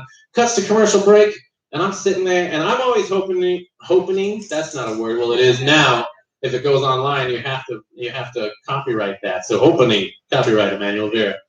I'm always hoping for that Mattress Firm commercial, because my fantasy as a comic when I get my Netflix special is I'm gonna buy a California King for every fucking room in my house. So I'm gonna need 2. One for the room and one for the kitchen. And I'm gonna bounce off each mattress going, I'm a success! That's my jam. That's all I want out of this. All right? I'm not asking much. Yeah, so I got my Rick and Morty. Cut to commercial. I'm like, California King, come on, let's do this. No such luck. Cartoon Network has decided to play the Starving Puppies commercial at 3 in the fucking morning, which is like the most depressing commercial I've ever seen. It starts off with a withered little puppy laying on the tire covered in flies, like, and then here comes the sad music. Here comes the voiceover, right? Only you and your donation can save these puppies. Only you, blue-collar worker guy, who watches TV in the dark because he's worried about his power bill. Only you. And I'm like, oh my God, what am I gonna do? I stood up and I was like, oh, I've only got this $5 and my battery remotes are dying. My remote batteries are dying. What am I gonna do? Luckily, the commercial just passed. And I was like, oh, okay, they almost got me. Almost donated. Fuck that. You know, next commercial comes on, I'm like, Mattress Firm, California King, here we go. No such luck, they follow up the starving puppies commercial with the neglected kids in Africa. Same damn commercial. It's like they shot it on the same lot. They just pan the camera over, like, oh, there's one of those dying kids over there. You zoom in there. You know, it starts off the same. It's the withered little kid with the puppy covered in flies. He's like, you know, and here comes the sad music. Here comes the voiceover. Only you and your donation can save these children. Only you. Forget about the billionaires. They're too busy becoming trillionaires. Only you get that Cheeto out of your fucking belly button and pick up the goddamn phone and send it to the children. I'm like, what am I gonna do? I got the battery tobacco. You know, and I didn't know what to do. I only had so much money, and I wanted to spend it on me. And I thought of a good solution. I'm gonna share it with you guys. What we're going to do is we're going to find a lot of space where we can build a meat packing plant, maybe in Nebraska, next to that one tree of theirs. It's a nice tree. It's like a Winnie the Pooh style tree.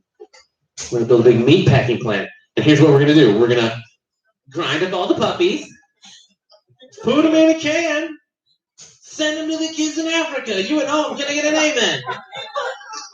Not you guys. You at home. Can I get an amen? All right. All right, I can hear the groans. Like, that's a new joke. Where'd I lose you? Come on. What was it? Puppy grind? Oh, come on. It's not the puppy grind. Come on. It doesn't matter what shape, size, or form it comes in. Every kid loves a dog. Come on. I can hear you groaning at home, and that's what I wanted. That was on purpose. Yeah. You know, like, you imagine it's like Christmas, pop open the can. It's a Dalmatian. I'm gonna name it Lunch. Potentially afternoon snack, depending on how much is left over. Come on, guys, it's a joke. It's a joke. Come on, are you serious? Like, if I was on a desert island and I saw a starving child sitting next to a supple puppy and a hibachi grill, I'm going to carve the shit out of that puppy and feed it to that kid so that kid doesn't die. All right? That's just me. I mean, after all, what am I going to eat when I get hungry, right? Like, desert island. Did you miss that one? There's no coconut crabs here, all right? All right, that's the groaner that I wanted. That joke is entitled, My Mom is Still Proud of Me and Would Still Like Me to Keep Doing This. Anyway, time for a big closer. You guys ready? Oh, yes, the guy I traveled with is ready. Yeah, this is that joke about geese. I don't know if y'all heard it. Like, word on the streets is it's pretty fucking rad. So, I don't know. Like, buckle in, strap in. What are we doing, guys? What?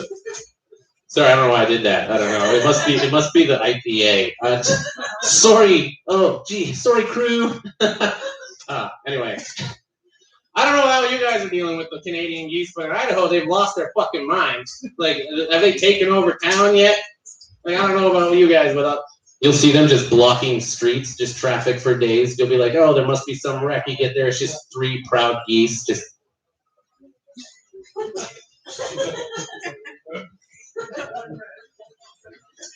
And there's like the one main leader, right? The tallest one, like, and then you got the 2 shifty ones that are kind of like, I don't know, dude, maybe we should get out of here. And he's like, nah, fuck that guy and his Humvee. Fuck this. You're like, whoa, dude, fuck off, man. What are you doing? Like, I was cutting in the park the other day, like, someone smoking a cigarette and sipping on a fucking latte. Like, what do we draw the line here? Like, who gave you that latte, goose? You know? You didn't earn that. You don't even have hands. You have no money. There's no wallet there. Also, you shouldn't smoke. That's going to kill you. Fuck that goose, you know? I was riding my bike. We have this nice bike trail that goes across the river that cuts through our town. So I'm just riding along, you know? And I'm not that asshole that's like training for a race. Like, I don't take my bike ride seriously. I'm not training for a race. You know that guy? He's just like, oh. You know, he gets on his bike. He's got all the fucking gear and the dope-ass bike that costs more than your house. He looks like Batman on his day off. You know, like, going to the park. That guy's not training for a race. That guy is chasing demons down the road, okay? Like, when you hear him coming, just let him go by. He's got some shit to work on. Yeah. That's not me. I'm the kind of cyclist that ate a pot brownie 20 minutes ago. I'm just like... Bikes and stuff. Trees. Wow. So that's where I'm at. And I get stopped. I looked down and I slam on the brakes. And I almost hit this goose who was just standing there like.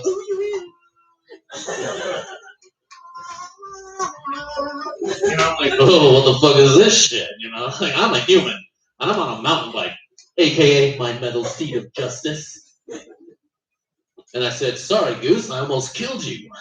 Let me go around. And that's when he did the sidestep, like, where the fuck do you think you're going? I was like, oh, goose, I don't want any trouble. And he goes, but I do. And he takes one step towards me and he's like, you got any bread? You got any bread? You got a bagel, don't you? You got a bagel. And I was like, yeah, I do have a bagel. It's a blueberry bagel, but it's mine, goddammit. I earned it with my hands, my human powers, and you cannot have it. And that's when he went, and took one step towards me and went, those things used to be dinosaurs. That shit's horrifying. He looks at me like, you got any bread? And I was like, no, man. And that's when I realized this is bird versus man, and I've got to win this fucking battle, not just for me, but for every goddamn generation that's going to happen after me. Because what's going to happen if I fail now? They're going to take my bike. They're going to learn how to ride that shit. We don't need that. So I puffed out my chest goose-like, right? And I was like, get out of the way, goose! And that's when everything around me started shaking. All the woodwork started moving. And that's when his goose posse came out.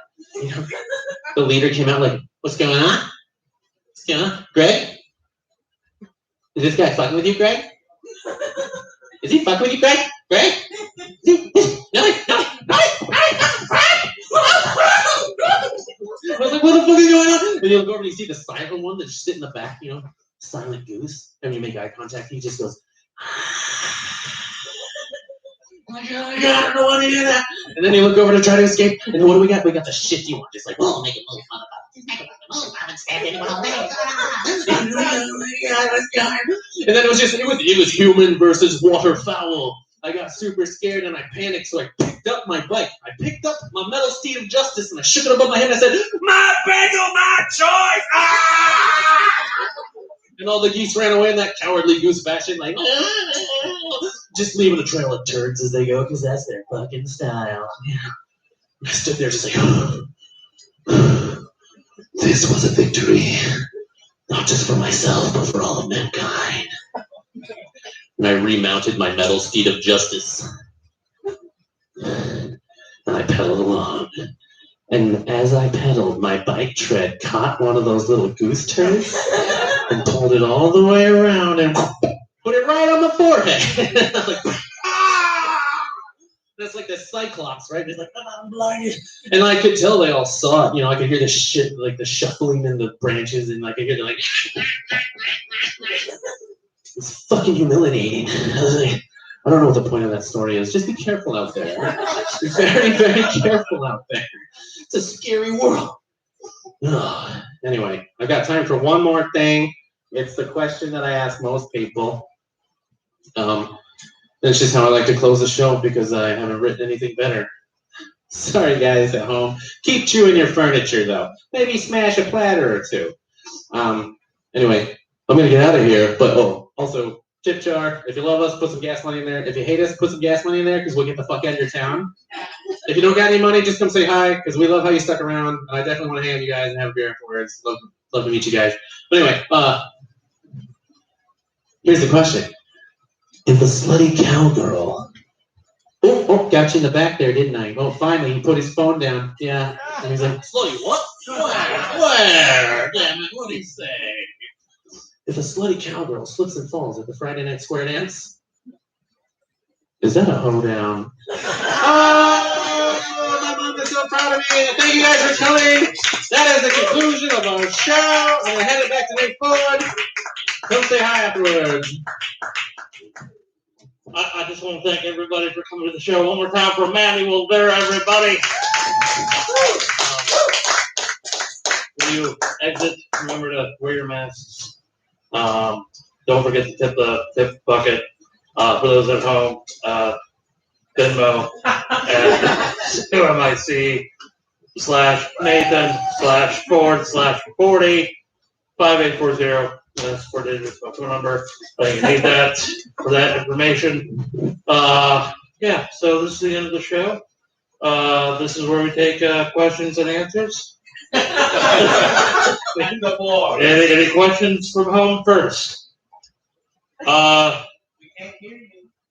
Yes, I do bikini wax. Thank you for noticing. I really appreciate that. Nope, this is it. Thank you guys so much for coming out. How about a round of applause for our postdoc Brewery for having this here. I believe the next show is March 21st. Tell your friends. It's going to be amazing. Whoever they are, they're not going to be us, but they're going to be amazing. Yeah, round of applause for yourselves for showing up tonight. Thank you so much. And, yeah, good night, everybody.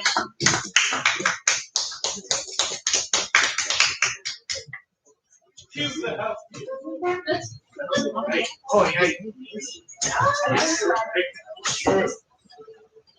I'm sure they're done.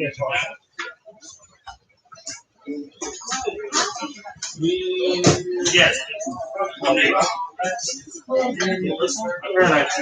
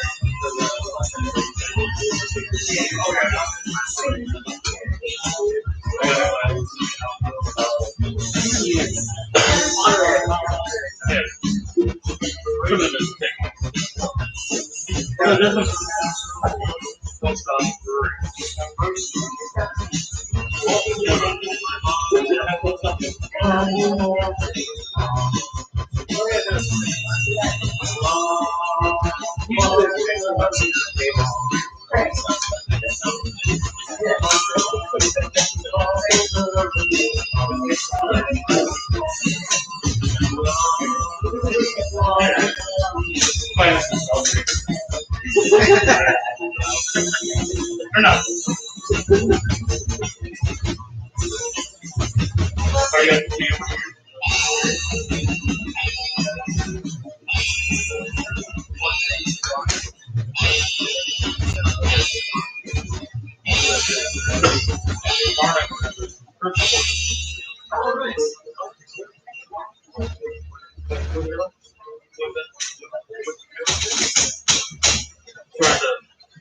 you Same hotel.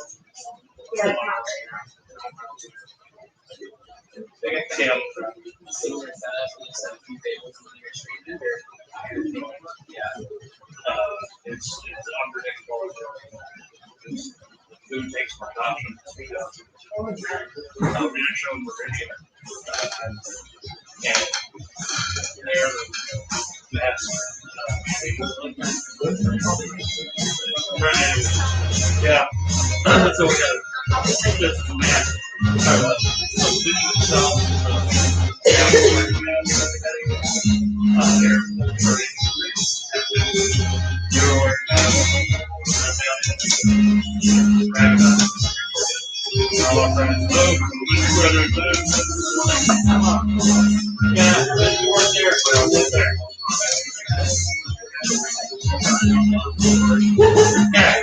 They're all done.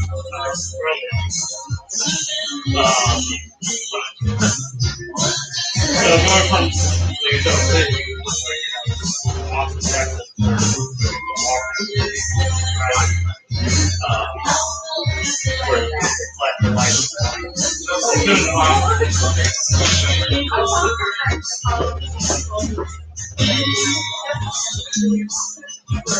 Yeah. So the one person that luckily the owner wasn't there.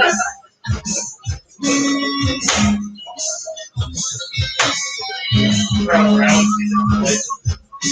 Yeah, here something. We were that big.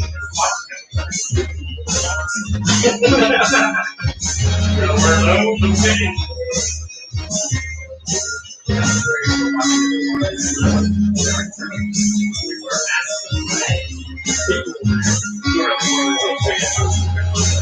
Seriously, what's wrong with you guys?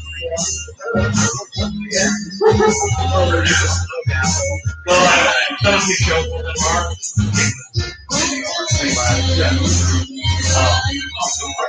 I don't know Yeah, my box. Did you put in the gas in there?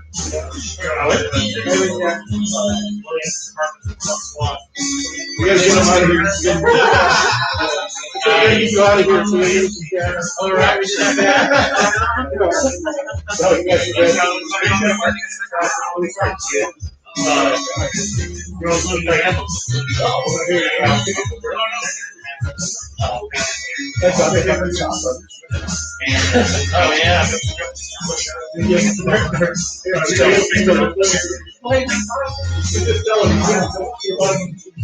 I almost said something, but Yes, true. That's true. I don't And so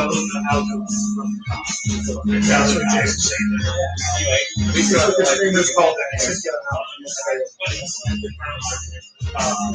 Yeah, but they probably appreciate it. Probably. One night he was Thanks for grabbing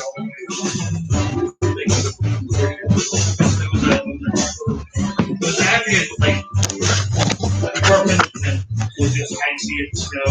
I was very scary. Well, voicing.